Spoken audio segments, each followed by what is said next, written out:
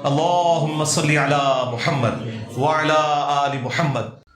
شیطان نے ہر دور کے اندر ایک ڈیفرنٹ طریقہ اڈاپٹ کیا ہے لوگوں کو کریٹر سے دور کرنے کا، اور ہمیشہ جو ہے وہ مذہبی پیشوا جو ہے نا اور مذہب کے کسٹوڈین اس حوالے سے مس یوز ہوئے ہیں، یا مذہب کے نام پر ہوگا۔ یعنی دنیا میں اس وقت سب سے بڑا شرک جو ہے وہ جیزس کرائسٹ کے نام کے اوپر ہو رہا ہے، حالانکہ عیسیٰ ابن مریم تو امام الموحدین ہے، اللہ نے ان کی صفائی قرآن میں پیش کی ہے۔ جب نبی الاسلام سے نصارہ نے یہ جھگڑا کیا اپنے فرسودہ عقائد کے اوپر، تو اس کا جواب اللہ تعالیٰ نے سورۃ المائدہ میں دیا ہے، لقد کفر الذین قالوا ان اللہ هو المسیح ابن مریم۔ بے شک وہ لوگ کھلا کفر کر رہے ہیں جو یہ کہہ رہے ہیں کہ اللہ ہی عیسیٰ ابن مریم ہے، یا عیسیٰ ابن مریم اللہ ہے۔ وقال المسیح، جبکہ مسیح تو خود کہا کرتے تھے، یا بنی اسرائیل، اے اولاد یعقوب، اے بنی اسرائیل، اعبدوا اللہ ربی و ربکم، عبادت کرو اسی رب کی جو میرا بھی رب ہے اور تمہارا بھی رب ہے۔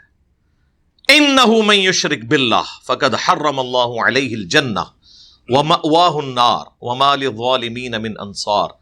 بے شک جو کوئی اللہ کے ساتھ شرک کرے گا اللہ اس گناہ کو تو معاف نہیں کرے گا، اس کے اوپر جنت حرام ہے، اس کا ٹھکانہ جہنم ہے، اور وہاں اس کا کوئی مددگار نہیں ہوگا۔ اب یہ جو جیزس کرائسٹ کی تقریر ہے نا، خطبہ جو انہوں نے اپنے حواریوں میں دیا، یہ اللہ نے خطبہ نقل کیا ہے جیزس کرائسٹ کی طرف سے صفائی پیش کرنے کے لیے کہ عیسیٰ ابن مریم نے کبھی شرک کی تعلیم نہیں دی۔ میں نے اپنی زندگی میں یار دیکھ لیا ہے، پیر نصیر الدین صاحب کی ویڈیوز بھی ابھی یوٹیوب پر رکھی ہوئی ہیں۔ میری ان سے ملاقات ہوئی تھی 2007 کے اندر، میں ان کے گھر گیا تھا گولڈا میں ہی۔ تو وہاں پہ ایک عورت آ گئی، گاؤں کی عورتیں آپ کو پتہ ہے، اس نے وہ پہلے اپنا وہ دوپٹہ کھولا ایسے کر کے، اس میں سے اس نے 50 روپے کا نوٹ نکالا، اور وہ نا پیر صاحب کو نذرانے کے طور پر نا ایسے اس نے ایسے آگے کیا نا، تو ان کے پر کر ایک ہی ان نے کہا نذرانہ ہے، وہ پھر آگے آگے کر انہوں نے نوٹ پکڑ کے ایسے پیچھے پھینکا، چلے تو منو بھی مروائیں گی آپ بھی مریں گی۔ حالانکہ وہیں پہ ان کے اور لوگ بیٹھے ہوئے ہیں جو 5 روپے کا سکہ بھی چھوڑتے نہیں ہیں، غریب غریب لوگ آئے ہوتے ہیں، اور ان کی گاڑیاں وہ ہیں جو 1 منٹ کے اندر 500 کا پیٹرول پھونک دیتی ہیں، اور وہ 500 کے اندر وہ 100 عورتیں ہیں جن کے 5-5 روپے کے سکے ہیں، وہ ایڈ ہو گئے، لیکن لوگ جڑے ہوئے ہیں۔ پھر کوئی مرید ہونے کے لیے جاتا تھا تو وہ کہتے تھے بھئی اللہ سے مانگنا ہے، اللہ دیتا ہے، میں ماں کسی کا کچھ نہ کر سکتا، اللہ کو لو منگو، وہ جو ان کی پٹواری لینگویج۔ تو آج ان کو فوت ہوئے بمشکل 10-12 سال ہوئے ہیں، ان کے بیٹے اسی گدی پہ بیٹھے ہوئے ہیں، جگہ جگہ وہ عرس کی محفلیں کرواتے ہیں، اور اس کے اوپر لکھا ہوتا ہے حق نصیر یا نصیر۔ وہ شخص جو پوری زندگی گاڈ اورینٹڈ رہا ہے، توحید کا درس دیتا رہا ہے، ان کی کتابیں ابھی تک ان کے سٹالز کے اوپر بک رہی ہیں گولڈا کے۔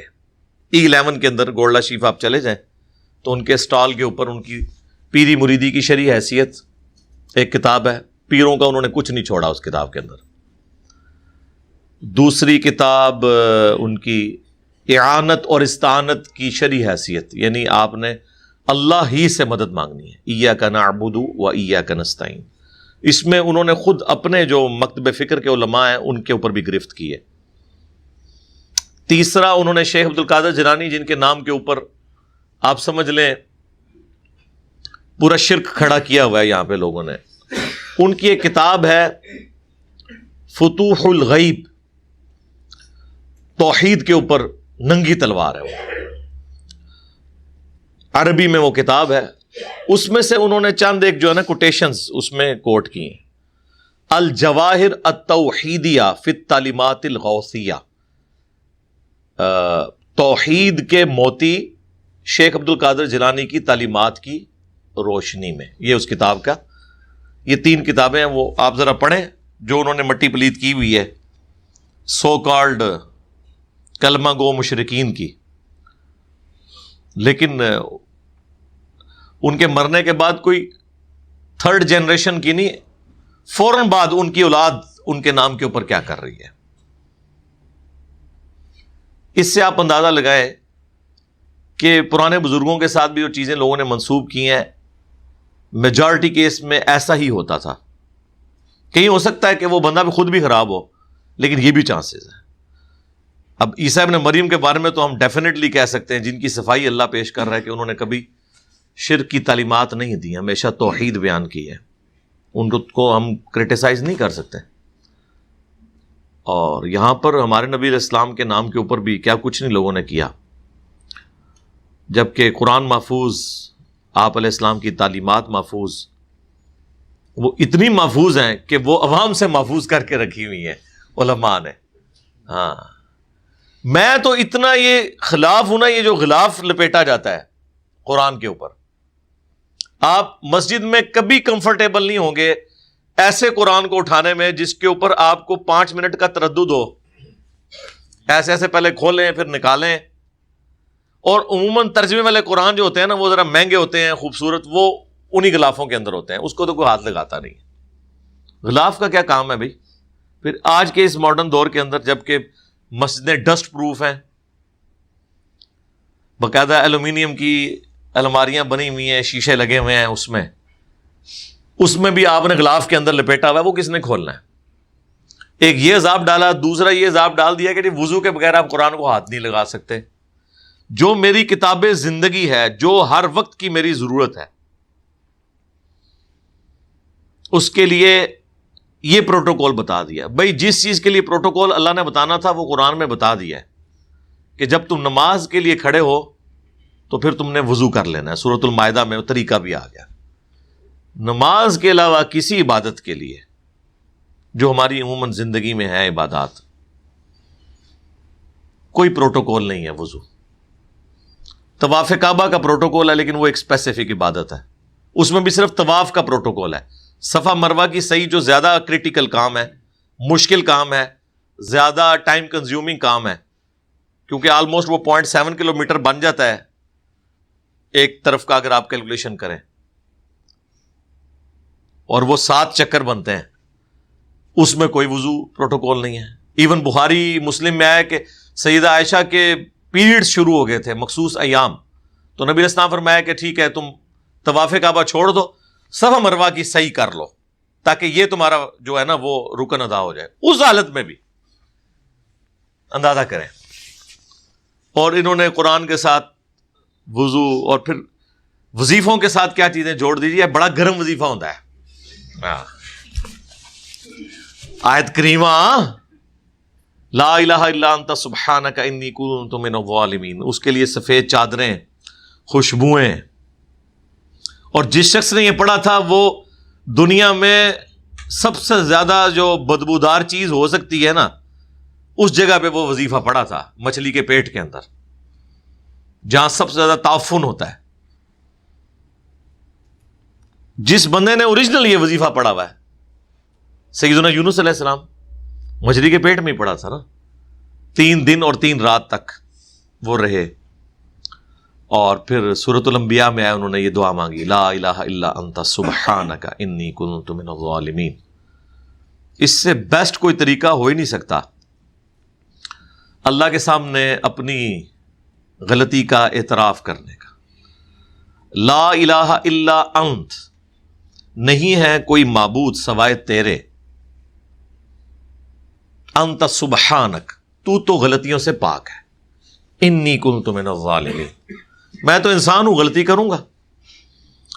کیا زبردست انداز ہے اللہ کی رحمت کو ٹریگر کرنے کا کہ یا اللہ تو غلطی کرتے ہی نہیں ہے نا، ہم سے پوچھ، ہم انسان ہیں، ہم سے تو غلطی ہوگی، لیکن معافی ہم نے تجھ سے ہی مانگنی ہے. تو دیکھیں سورہ الصافات میں آیا کہ اگر یونس ان الفاظ سے ہمیں نہ پکارتا تو پھر مچھلی کے پیٹ سے اس دن نکالا جاتا جس دن مردے اپنی قبروں سے نکالے جائیں گے. یعنی اس کی وہ قبر مچھلی کا پیٹ بنتی اگر وہ ہمیں ان الفاظ میں نہ پکارتا. اور وہ کہاں پہ پکارا؟ مچھلی کے پیٹ میں، تعفن والی جگہ.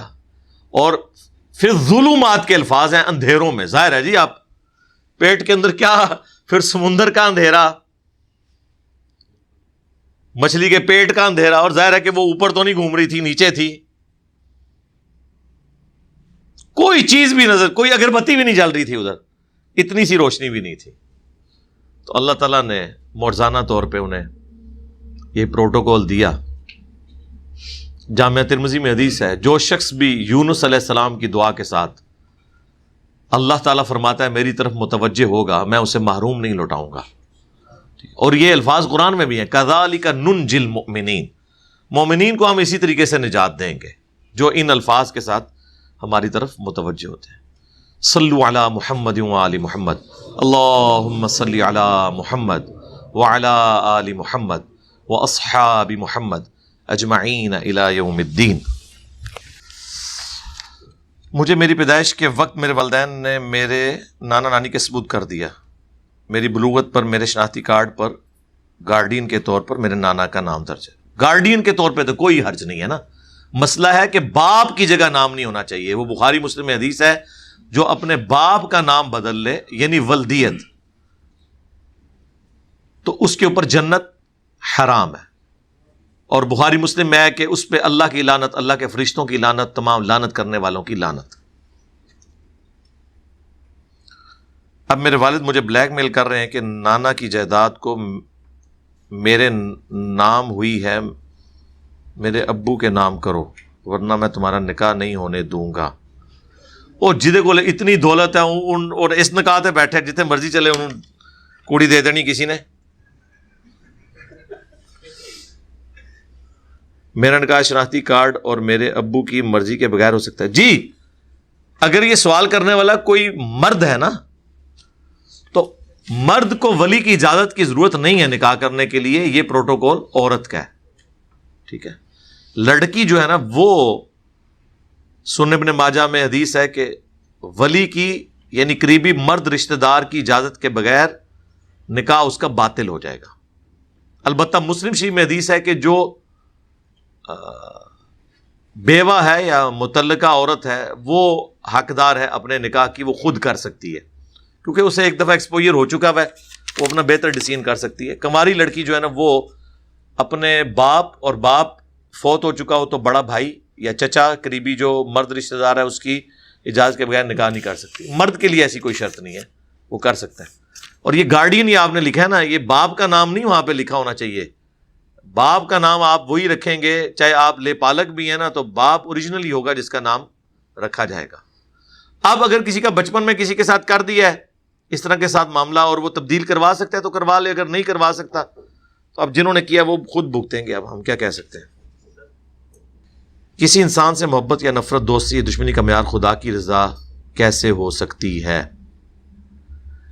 ظاہر ہے اس کے لیے ہوگی جس کے لیے اللہ ٹاپ پرائورٹی ہے. یہ تو حدیث ہے بخاری مسلم دونوں میں کہ اس شخص نے ایمان کی حلاوت چکھ لی جس میں 3 نشانیاں ہیں. نمبر 1، اللہ اور اس کا رسول اس سے پوری دنیا میں سب سے بڑھ کر محبوب ہو عز وجل و صلی اللہ علیہ وآلہ وسلم. اس کی دوستی اور دشمنی کا معیار اللہ کی ذات ہو جائے. تیسرا، کفر کی طرف لوٹایا جانا اس کے لیے اتنا ہی مشکل ہو جائے جتنا زندہ آگ میں جلایا جانا. یعنی وہ آگ میں جلنے کے لیے تیار ہو جائے لیکن ایمان نہ چھوڑے تو اس کو ایمان کی حلاوت نصیب ہو جائے گی. سورہ التوبہ کی آیت نمبر 24 میں بھی اللہ تعالیٰ نے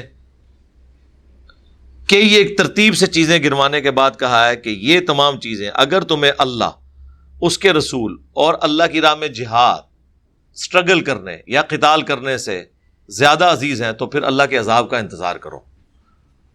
اس میں تمہارے تمام رشتہ دار گنوائے گئے، اس کے بعد جائیداد گنوائی گئی، کاروبار گنوایا گیا. تو یہ کرائٹیریا یہ ہے کیونکہ یہ ایمان کی ریکوائرمنٹ ہے. کیسے ہو سکتی ہے؟ میں اللہ سے کیوں محبت کروں؟ اس کے لیے میری ویڈیو پچھلے دنوں پھر سے ایک ریکارڈنگ ہوئی ہے منی گاڈ کے نام سے، وہ آپ ویڈیو دیکھ لیں. میں اللہ کو کیوں چاہوں، میں ایسی ہستی سے کیسے محبت کروں جس نے مجھ سے پوچھے بغیر مجھے پیدا کیا. اور اتنی بڑی آزمائش میں ڈال دیا. اس کا جواب میں نے دیا تھا. 20-25 منٹ میں انشاءاللہ وہ آپ کو سیٹسفائی کر دے گا. ڈاکٹر اسرار صاحب فرماتے ہیں کچھ مشکلات قرآن ہیں، حالانکہ اللہ نے خود فرمایا وَلَقَدْ يَسَّرْنَا الْقُرْآنَ لِلذِّكْرِ فَهَلْ مِن مُدَّكِرٍ. اب کس کی بات ٹھیک ہے؟ دیکھیں ڈاکٹر اسرار صاحب نے جس کانٹیکسٹ میں بات کی ہے نا، وہ یہ مشکلات پنجابی والا مشکلات نہیں انہوں نے بولا.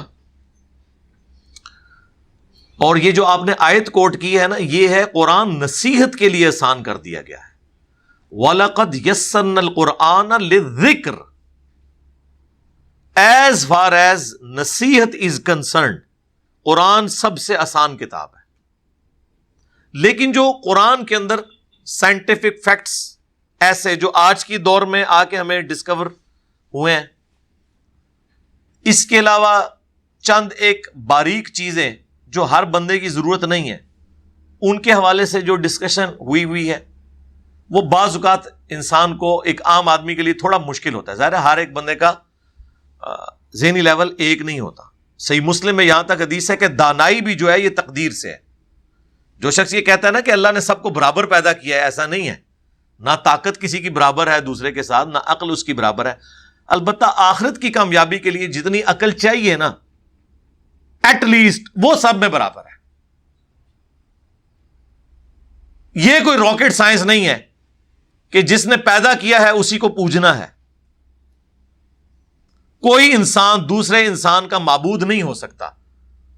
وہ انسان جو اپنے آپ کو نیند سے، موت سے، پیشاب سے آزاد نہیں کر سکتا، وہ کیسے خدا ہو سکتا ہے؟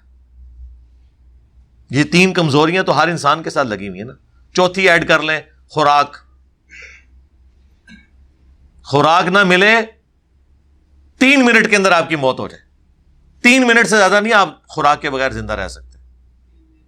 نہ جی سر 3 منٹ آکسیجن، رکو ذرا صبر کرو. ہاں ایک کوئی 5ویں پاس مولوی بیٹھے ہیں جنہیں گال کیتی ہے. البتہ ویل مچھلی 1.5 گھنٹے تک سانس روک سکتی ہے. دنیا کا کوئی بابا 1.5 گھنٹہ سانس نہیں روک سکتا.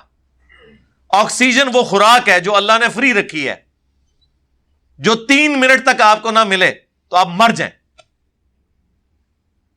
فری دی ہوئی ہے، کوئی ٹیکس نہیں اس کے اوپر، اللہ نے دی ہے نا. تو اللہ تعالیٰ کی یہ مہربانی ہے جی، اس کی نعمتیں ہیں. قرآن میں اللہ نے فرمایا تم اللہ کی نعمتیں شمار کرنا شروع کرو تو گن نہیں سکتے. تو بیسک لیول کی عقل سب کے لیے برابر ہے، جس سے آپ نے ہدایت حاصل کرنی ہے.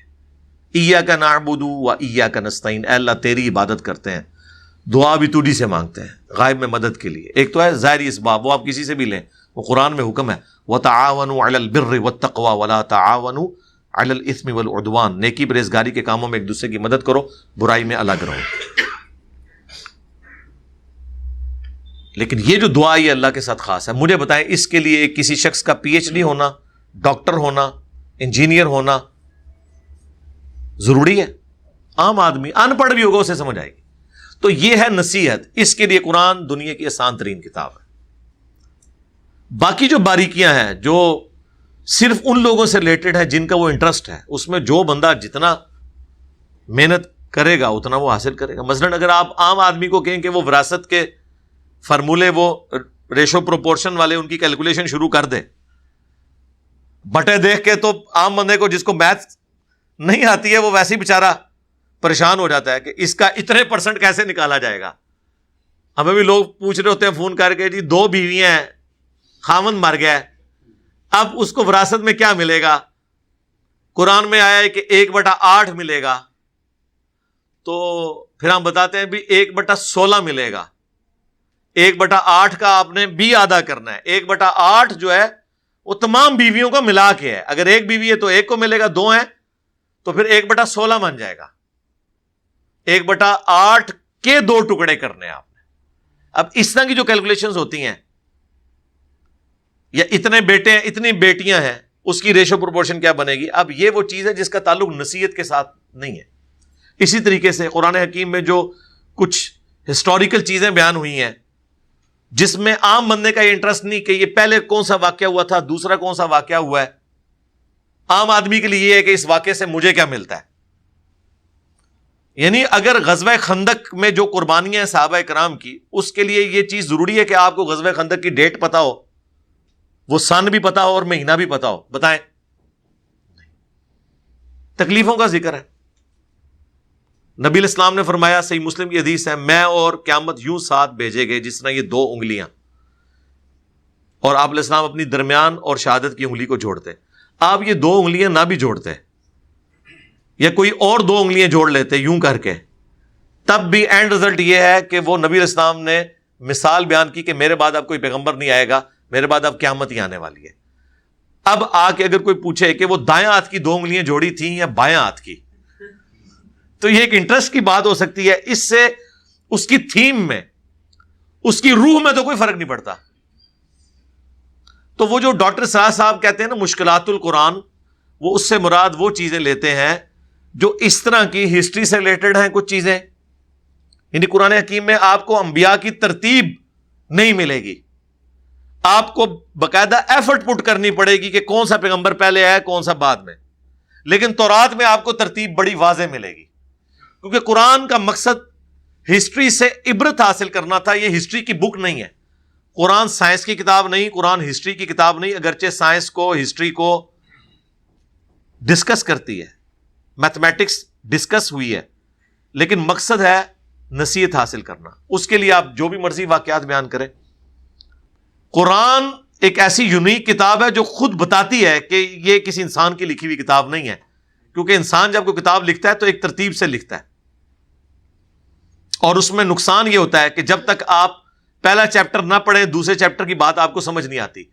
قرآن چیپٹرز تو چھوڑ دیں، قرآن کا آپ کوئی صفحہ نکال لیں، اس کا آپ کو سیاق و سباق کانٹیکسٹ نہ بھی پتا ہو، وہ جو جملے ہیں نا وہ خود بخود آپ کی رہنمائی کر رہے ہوتے ہیں، کیونکہ اس کا سٹائل خطبے کا ہے، آزاد نظم والا سٹائل ہے، خطبے والا سٹائل ہے. قرآن ویسی کتاب نہیں جیسے عام کتابیں. وہ عبد الرحیم گرین جو ایک کرسچن تھے، ایتھیسٹ بھی رہے، پھر بدھسٹ بھی 4 سال تک ادھر بھی رہے، پھر مسلمان ہوئے انگلینڈ کے. آپ ان کی ذرا لائف سٹوری سنیں، وہ کیسے مسلمان ہوئے ہیں. وہ پورا بتاتے ہیں کہ میں جب قرآن پڑھنا شروع ہوا تو میں نے کہا یہ انسان اس طرح کی کتاب نہیں لکھتا. ایک تو قرآن کا کانفیڈنس، دوسرا جس شاہانہ انداز میں لکھی ہوئی ہے، کسی چیز کا کسی کے ساتھ کوئی ربط نہیں بنتا بات کو سمجھنے کے لیے. جو چیز آپ پڑھ رہے ہیں نا وہی چیز آپ کو سمجھ آ رہی ہے کہ کیا لکھا ہوا ہے اس کے اندر، ڈیپینڈنٹ نہیں ایک دوسرے کے اوپر. البتہ جو دقیق مسائل ہیں، جس طرح مثلا میں ایک مسئلہ آپ کو بتا دیتا ہوں. قرآن میں قصہ آدم اور ابلیس آیا ہے 7 دفعہ، اس میں سے 6 دفعہ جب یہ واقعہ بیان ہوا ہے تو اس میں اللہ تعالیٰ نے فرمایا، اللہ تعالیٰ نے حکم دیا فرشتوں کو کہ سجدہ کریں آدم کو. سجدہ عبادت نہیں، تعظیمی، ٹو باؤ ڈاؤن. سب کے سب سجدے میں گر پڑے سوائے ابلیس کے. ابا واستکبر وکان من الکافرین، اس نے اڑ گیا، تکبر کیا، کافروں میں شمار ہو گیا. جبکہ قرآن میں کئی جگہ یہ بات آئی ہے کہ فرشتے اللہ کے حکم کے خلاف نہیں چلتے. بعض اوقات کنٹراڈکشن آ جاتی دماغ میں کہ جب فرشتے اللہ کے حکم کے خلاف نہیں چلتے تو پھر ابلیس نے کیوں نہیں سجدہ کیا؟ اسے بھی چاہیے تھا کہ آدم علیہ السلام کو سجدہ کرتا. لیکن 7واں مقام ایسا ہے جو قرآن کے نزول میں پہلا مقام ہے، لیکن ترتیب میں جا کے وہ سورۃ الکہف کی آیت نمبر 50 ہے. کان من الجن ففسق عن امر ربی، وہ جن تھا اس لیے اس نے اپنے رب کے حکم کی نافرمانی کی. اب سورۃ الکہف کی آیت نمبر 50 اگر آپ نے نہ پڑھی ہو اور آپ سورۃ البقرہ جو شروع میں ہے اس میں قصہ آدم اور ابلیس پڑھیں، سورۃ الاعراف میں پڑھیں، سورہ بنی اسرائیل میں پڑھیں، سورہ طٰہٰ کے اندر پڑھیں، سورہ صاد کے اندر پڑھیں، تو آپ پریشان ہو جائیں گے کہ اور سورہ ہجر میں یہ 6 مقامات. آپ حیران ہوں گے کہ یہ کیسے ہوا. جب وہ پڑھیں گے تو آپ اچھا اس وجہ سے. پھر اگلا سوال پیدا ہوگا، حکم تو ہوتا فرشتوں کو، اگر ابلیس جن تھا تو اسے تو حکم ہی نہیں تھا لاجیکلی، تو اسے کس بات کی سزا؟ تو ہم کہیں گے رکو ذرا، صبر کرو. اتنی بڑی وکالت تو شیطان نے بھی اپنے لیے نہیں کی ہے. شیطان سے جب اللہ نے پوچھا تجھے کس چیز نے منع کیا تھا سجدہ کرنے سے, تو اس نے بھی آگے سے نہیں کہا کہ یا اللہ منو تو حکم ہی کوئی نہیں سی. ٹھیک ہے, اس نے کہا کہ میں اس سے بہتر ہوں, تو نے مجھے آگ سے پیدا کیا, اسے مٹی سے. پھر اس نے اس حکم کو اپنے حق میں کیوں مانا؟ وہ تغلیب کا قاعدہ, ڈومیننسی کا. کلاس میں اگر 49 میل اسٹوڈنٹس ہوں اور ایک فیمیل, اور کلاس ریپرزینٹیٹو کہے کہ بوائز اسٹینڈ اپ, تو اس کا یہ مطلب نہیں ہوتا کہ اس گرل نے کھڑا نہیں ہونا. عموماً تغلیب کے قاعدے سے بولا جاتا ہے. قرآن میں بھی آپ کو ڈومیننٹ مردوں والے سیغے نظر آئیں گے, کہیں کہیں عورتوں والے بھی ہیں, لیکن جہاں مردوں کو خطاب ہے وہاں پہ عورتوں کو امپلائڈ ہے. اسے کہا جاتا ہے تغلیب کا قاعدہ. یہ ہر زبان کے اندر ہوتا ہے. تو تغلیب میں چونکہ سارے فرشتے تھے, ایک ہی ان میں جن تھا نا, تو فرشتوں کو حکم ہوا جبکہ وہ اس کمیونٹی میں موجود تھا. ٹھیک ہے, تو امپلائڈ تھا کہ اسے بھی آرڈر ہے. اب اس طرح کی جو چیزیں ہوتی ہیں اس کے لیے ڈاکٹر سرار صاحب یہ ٹرم یوز کرتے تھے, یہ مشکلات میں سے, یعنی مشکل چیزیں ہیں. یہ نہیں ہے کہ ناممکنات ہے, یہ مشکلات لفظ ہے جناب, ناممکنات نہیں ہے. ٹھیک ہے, تو اس اعتبار سے وہ استعمال کرتے تھے. تو دونوں باتیں اپنی جگہ درست ہیں. تبلیغی جماعت کے بارے میں آپ کی ملی جلی رائے ہے. میری دنیا کے ہر بندے, ہر جماعت, ہر پولیٹیشین کے بارے میں ملی جلی رائے ہے. کیوں؟ میں ٹروتھ لور ہوں. جس کی جو صحیح بات ہے اس کی تعریف کرتا ہوں, غلط بات کو ہائی لائٹ کرتا ہوں, چاہے اس کی وجہ سے کوئی ہمیں کسی طرح سے بھی کریٹیسائز کرنا شروع کر دے. ہم ٹوٹلی اپنا وزن کسی ایک بندے کے پلڑے میں نہیں رکھتے, اور یہ ہم نے قرآن سے سیکھا ہے. حضرت عیسیٰ علیہ السلام کے بارے میں قرآن کی رائے ملی جلی نہیں ہے آپ کی نظر میں. ایک جگہ کہا جا رہا ہے وجیہن فی الدنیا والآخرہ ومن المقربین, دنیا اور آخرت میں اللہ کے حضور صاحب وجاہت ہے اور اللہ کے قریبی لوگوں میں شمار ہوں گے. اور دوسری جگہ اللہ تعالیٰ فرما رہا ہے لقد کفر الذین قالوا ان اللہ هو المسیح ابن مریم,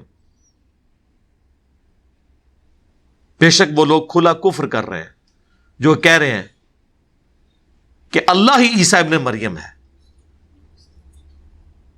عیسیٰ ابن مریم ہی اللہ ہے. کوئی اللہ کا کیا بگاڑ لے گا اگر اللہ ارادہ کرے کہ عیسیٰ ابن مریم کو, ان کی ماں کو اور جتنے زمین میں ہیں انہیں ہلاک کر دے. دیکھو کام ڈالا عیسائیوں نے, نصارہ نے, اور ایگزامپل کس کی بیان کی جا رہی ہے؟ عیسیٰ ابن مریم کی. پھر سورۃ المائدہ میں یہاں تک آیا عیسیٰ ان کی ماں کھانا کھانے کے محتاج تھے. وہ تو اپنے نفع نقصان کے مالک نہیں ہیں, تمہارے کہاں سے ہوں گے؟ اب یہ جو بظاہر آپ کو ملی جلی رائے نظر آ رہی ہے, ملی جلی نہیں ہے. ایک جگہ ان کا سٹیٹس کلیئر ہوا کہ اللہ کے حضور بڑے مقرب ہیں, لیکن وہ گاڈ نہیں ہے. ان کے ساتھ انسانی کمزوریاں لگی ہوئی ہیں, وہ کھانے پینے کے بھی محتاج ہیں اور اپنی زندگی کے لیے اپنے رب کے محتاج ہیں. اللہ جب چاہے انہیں موت دے سکتا ہے. اگر وہ گاڈ ہوتے تو اپنی زندگی کے مالک تو ہوتے نا, تو وہ اس کے بھی مالک نہیں, نہ اپنے نفع کے مالک نہ اپنے نقصان کے.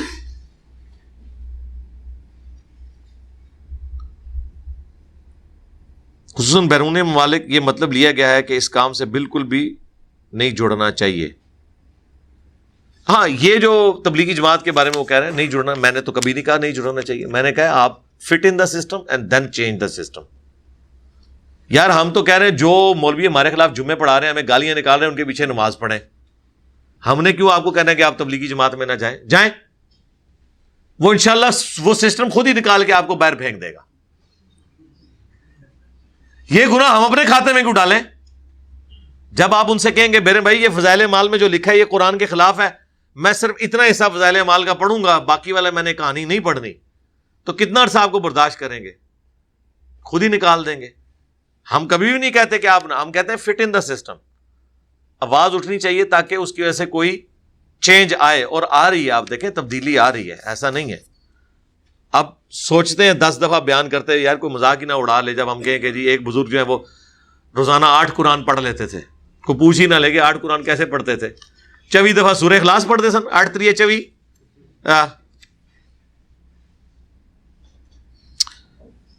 برائے مہربانی گروی گھر لینے اور دینے پر وضاحت کر دیں، حلال ہے کہ نہیں؟ نہیں، گروی تو حلال ہے، سنت ہے، بخاری مسلم میں حدیث ہے، نبی علیہ السلام نے اپنی زرع کے عوض گندم یا اناج یہودیوں سے بھی لیا ہے، وہ گروی رکھوا کے، گروی آپ رکھوا سکتے ہیں۔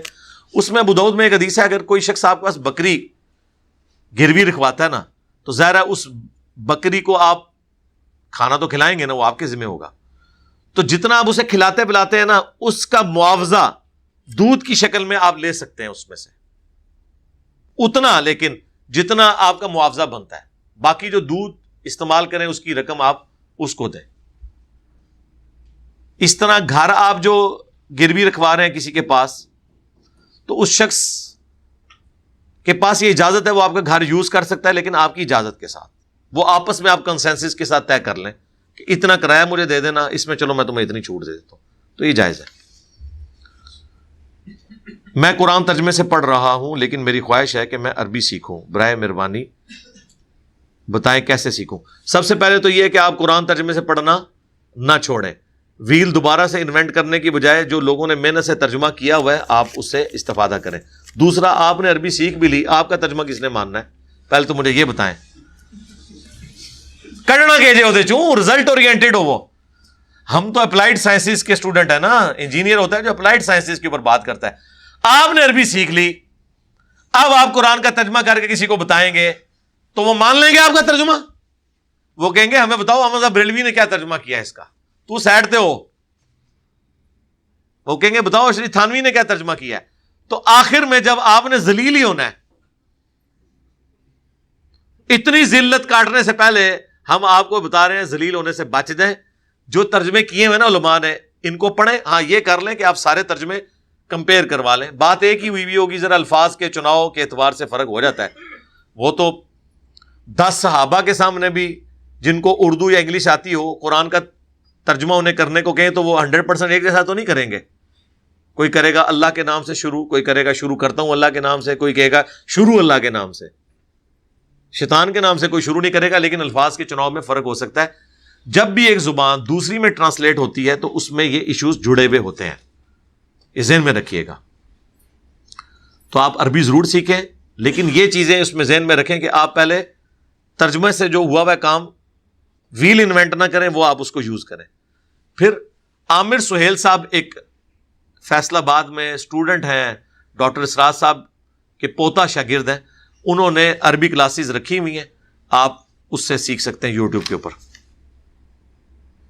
میرے گھر والے اور رشتہ دار سب بابی ہیں، اس لیے میں بہت پریشان ہوں، ظاہر پریشانی ہے بھی ہے، کیا کروں میری بات نہیں مانتے۔ میرے بھائی اس کے لیے مجلس 50 میں نے ساری ٹیکنیکس بتائی ہیں، گدڑ سنگیاں، کہ آپ نے کس طرح کسی تک بات پہنچانی ہے۔ اس کے لیے تھم رول یہ ہے، کی رول یہ ہے کہ آپ نے جس شخص سے بھی بات کرنی ہے اس سے اس کے انٹرسٹ کی بات کرنی ہے۔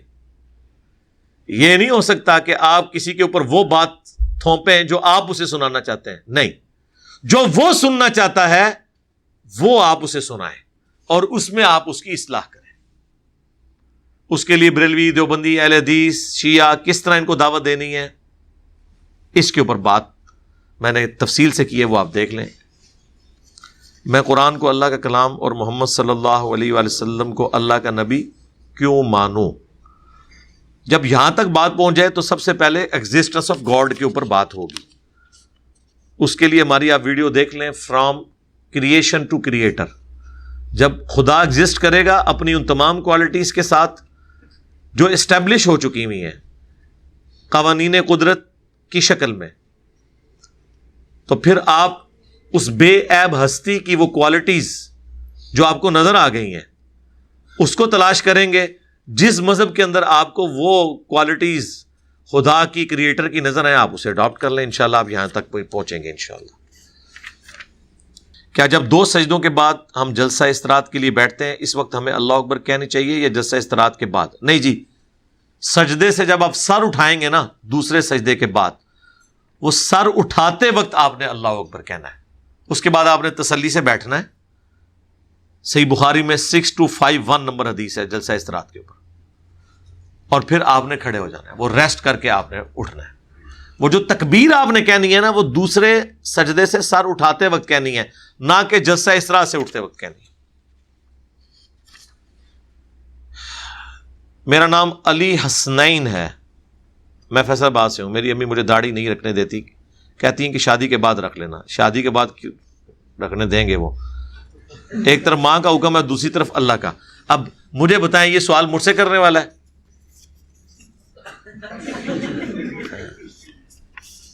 ایمان اور کس چیز کا نام ہے؟ یہ جو حدیث ہے بخاری مسلم کی، تم مومن ہی نہیں ہو سکتے جب تک کہ میں تمہارے ماں باپ اولاد سب لوگوں سے بڑھ کے تمہیں عزیز نہ ہو جاؤں۔ اس کا مطلب اور کیا ہے کہ صرف یہ نعرہ لگانا ہے، اس کے بعد مرضی اپنی کرنی ہے؟ انہیں قائل کریں، سمجھائیں، انشاءاللہ وہ قائل ہو جائیں گے۔ باقی آپ نے ان کی اطاعت نہیں اس معاملے میں کرنی۔ قرآن میں واضح ہے کہ جب ماں باپ تجھے میرے خلاف کھڑا کریں پھر تم نے ان کا کہنا نہیں ماننا۔ بیوی کے ذمہ جو زکوٰۃ بنتی ہے کیا شوہر کو ہی ادا کرنی چاہیے یا بیوی خود بھی دے سکتی ہے؟ سلام ہو ایسی بیوی پہ، لاکھوں سلام۔ ہم تو اپنی بیوی کی زکوٰۃ ابھی تک خود ہی دے رہے ہیں۔ خود ہی دے جی۔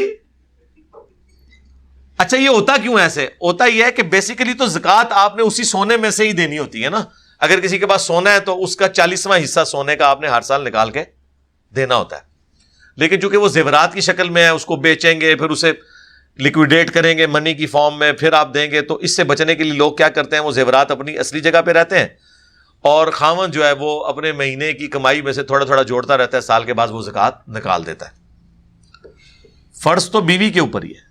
اب یہ بھی نہیں ہو سکتا کہ بیوی نہیں دے رہی اور خاوند کہے کہ فرض اس پہ یہی جہنم میں جائے، میں نے نہیں دینی، تو ایسا بھی نہیں ہو سکتا، کیونکہ یہ بھی قرآن کے خلاف ہے۔ قُوا أَنفُسَكُمْ وَأَهْلِيكُمْ نَارًا، قرآن میں واضح حکم ہے کہ اپنے آپ کو اور اپنے گھر والوں کو جہنم کی آگ سے بچاؤ۔ اگر کسی کی بیوی زکوٰۃ نہیں دیتی، وہ اس کی سب آرڈینیٹ ہے، رعیت میں ہے، اس کے بارے میں اس سے بھی پوچھا جائے گا، تو بہتر یہ ہے کہ آپ خود ہی زکوٰۃ دیا کریں۔ ہاں، بعض لوگ کہتے ہیں کمانے والا کوئی نہیں ہے تو زکوٰۃ کیسے دیں؟ جناب سونا بیچ کے اس میں سے دیں۔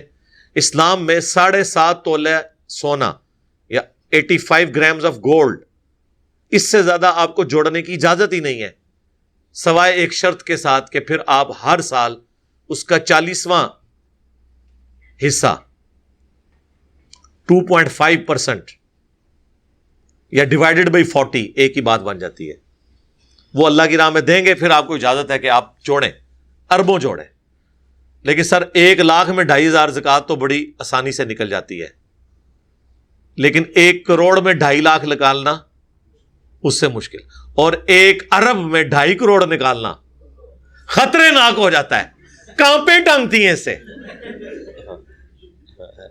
وہ اتنا خطرناک ہو جاتا ہے کہ ٹانگیں کانپنا شروع ہو جاتی ہیں۔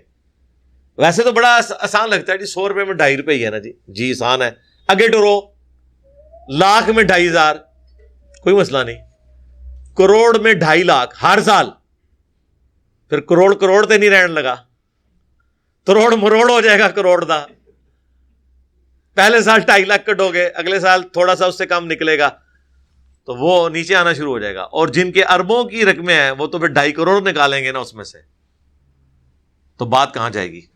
تو اصل بات یہ ہے، اس میں میاں بیوی دونوں صاحب استطاعت ہیں، شوہر مقروض ہے، ان دونوں میں سے کس کو قربانی کرنی چاہیے؟ ایک فیملی کی طرف سے ایک قربانی کافی ہے نا جی، بیوی کر لے، خامند کی طرف سے بھی ہو جائے گی۔ شوہر مقروض ہے، مقروض تو دنیا میں ہر دوسرا بندہ مقروض ہے، جنہوں نے کمیٹیاں ڈالی ہوئی ہیں وہ بھی مقروض ہیں، ارب پتی لوگ بینکوں کے قرضے انہوں نے دینے ہیں، مقروض تو یہ آپ کو کسی نے کہہ دیا جو مقروض ہے تو وہ قربانی نہیں دے گا؟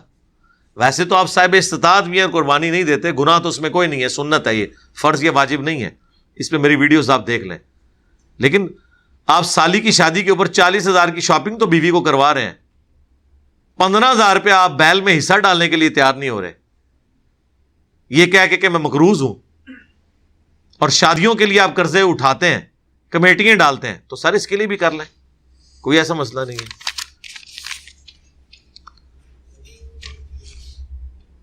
رفع الیدین کب سے شروع ہوا؟ کیا ہاتھ چھوڑنے کی بھی نماز پڑھی آپ علیہ السلام نے؟ جی۔ کسی بھائی کو رفع الیدین کرنے پر کیسے قائل کیا جائے؟ بھائی کو پہلے تو نماز پڑھنے پہ قائل کریں نا، ہاں، رفع الیدین تو بعد میں آئے گا، رفع الیدین تو سارے کر رہے ہیں، پہلا رفع الیدین کر دینے نا، کر رہے ہیں نا، یہ بعد والے رفع الیدین کے اوپر جھگڑا کر رہے ہیں نا، تو انہیں کہیں کہ آپ انہی احادیث میں پڑھ کے دیکھ لیں کہ باقی رفع الیدین کا بھی ذکر ہے. میں G10 اسلام آباد میں رہتا تھا. جب ریورٹ ہوا 2008 کے اندر تو میرے ایک قریبی دوست تھے. ہم نماز تو پھر اسی مسجد میں ہی پڑھتے تھے, ایک دیوبندیوں کی مسجد میں, ایک بریلویوں کی مسجد میں, 2 ہی مسجدیں ساتھ تھی آلٹرنیٹیولی. دیوبندیوں کے مسجد کے جو خطیب تھے وہ کچھ دن تو برداشت کرتے رہے, پھر انہوں نے میرے دوست کو بلا کے کہا کہ یار یہ تم نے نماز کا طریقہ جو ہے نا تمہارے دوست نے چینج کر لیا ہے, تو تم نہ کہیں یہ کام شروع کر دینا, تو میں تمہیں پہلے یہ کتاب دے دوں, نماز حنفی کا طریقہ, نماز محمدی نہیں, نماز حنفی. وہ میرے پاس اٹھا کے لے آئے. اس کی قسمت خراب تھی مولوی کی, اور اس کی قسمت میں ہدایت لکھی تھی. انہوں نے پہلی حدیث لکھی نماز کے طریقے پہ کہ نماز شروع کرتے وقت ہاتھ کانوں تک اٹھانا, اور حوالہ لکھا ہوا صحیح مسلم. مالک بن حویرث کہتے ہیں کہ نبی علیہ السلام جب بھی نماز شروع کرتے دونوں ہاتھ کانوں تک اٹھاتے, یعنی انگلیاں کانوں کی سیدھ میں, ہتھیلیاں کندھوں کی سیدھ میں. میں نے کہا رکو ذرا, صبر کرو. مسلم شریف کھولی اور وہ حدیث اوریجنل کتاب سے دکھائی. اس میں آگے لکھا تھا جب رکوع میں جانے لگتے تو دونوں ہاتھ کانوں تک اٹھاتے, اور جب رکوع سے سر اٹھاتے تو دونوں ہاتھ کانوں تک اٹھاتے. اب وہ بندہ تو تب کیا, اس نے کہا یار ان کے مولویوں نے حدیثیں بھی آدھی لکھی ہوئی ہیں. میں نے کہا یہ اوریجنل کتاب لے جاؤ, یہ چھپی بھی حنفیوں کی بھی ہے, جا کے دکھاؤ اسے صحیح مسلم شریف. ہو سکتا ہے اس بیچارے نے بھی نہ کبھی مسلم خود پڑھی ہو, اور دیکھ لے مسلم شریف مرنے تو پہلا ایک بار خود بھی مسلم شریف دی زیارت کر لے تو مسلم ہو جائے. او جناب اس کو دکھائی, وہ آئے بائیں شائیں کرنا شروع ہو گیا. ان کا نہیں یہ بتاؤ آدھی حدیث کیوں لکھی؟ اس نے آگے سے پتا کیا جواب دیا؟ اس نے کہا آدھی اس لیے لکھی ہے کہ ہم نے ثبوت دینا تھا کہ ہم کانوں تک ہاتھ کیوں اٹھاتے ہیں, تو جتنی ہماری ضرورت تھی ہم نے اتنا ہی بتانا تھا نا آپ کو. ہاں جی. تو اس کے بعد ایک پڑھا لکھا بندہ کیسے قائل ہو سکتا ہے؟ وہ مذاق ہی اڑائے گا نا. خیر اللہ نے انہیں ہدایت دے دی.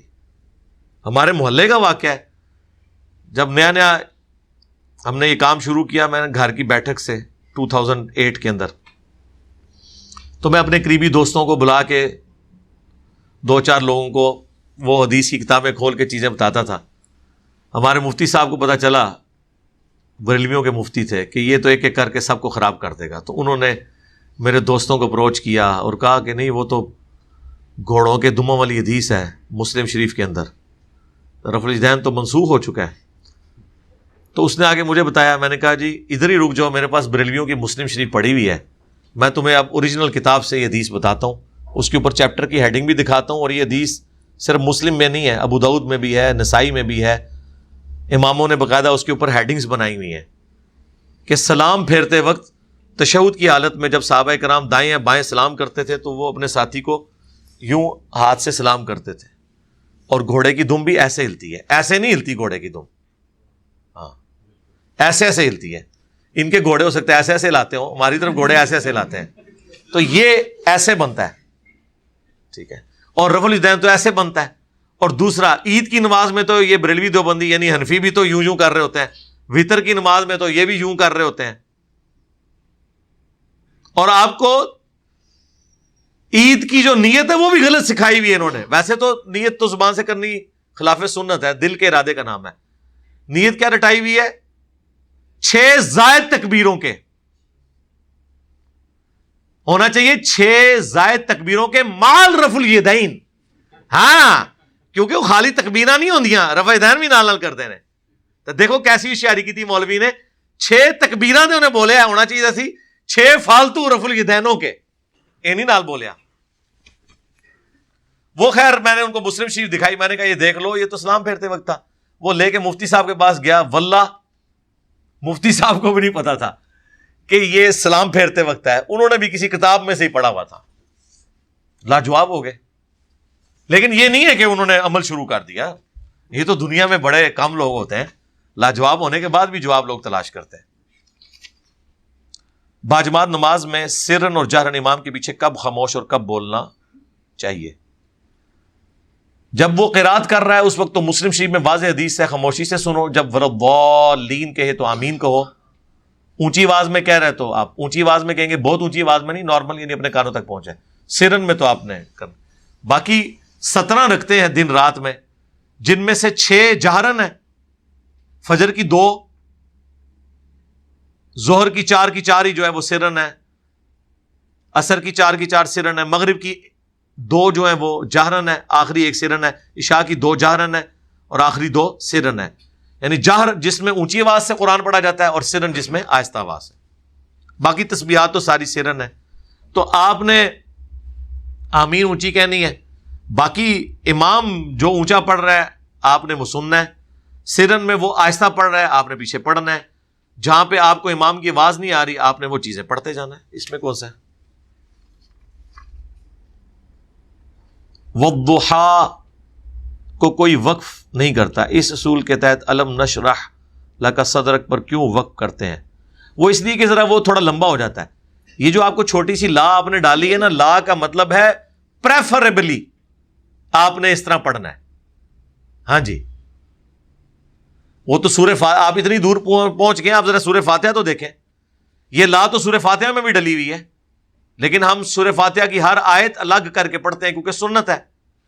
اگر کوئی کٹھی بھی پڑھ لے الحمدللہ رب العالمین الرحمن الرحیم، پھر نر رحمان بنے گا کیونکہ عالمین کا نون زبر آگے جا کے ملے گا الرحمان کے ساتھ. مالک یوم الدین ایاک نعبد و ایاک نستعین. اور پھر ہم پڑھتے ہیں اہدنا الصراط المستقیم، اور اگر آپ پیچھے بنائیں گے تو پھر بنے گا ایاک نعبد و ایاک نستعین نہدنا الصراط المستقیم. ٹھیک ہے، تو اس لیے بہتر یہ ہوتا ہے کہ آپ وقف کر کے پڑھیں، آسانی رہتی ہے. قرآن میں جہاں وقف لکھا ہوا ہے وہاں پہ وقف نہ بھی کریں کوئی حرج نہیں، جہاں پہ لا لکھا ہوا ہے وہاں پہ آپ وقف کر لیں کوئی حرج نہیں.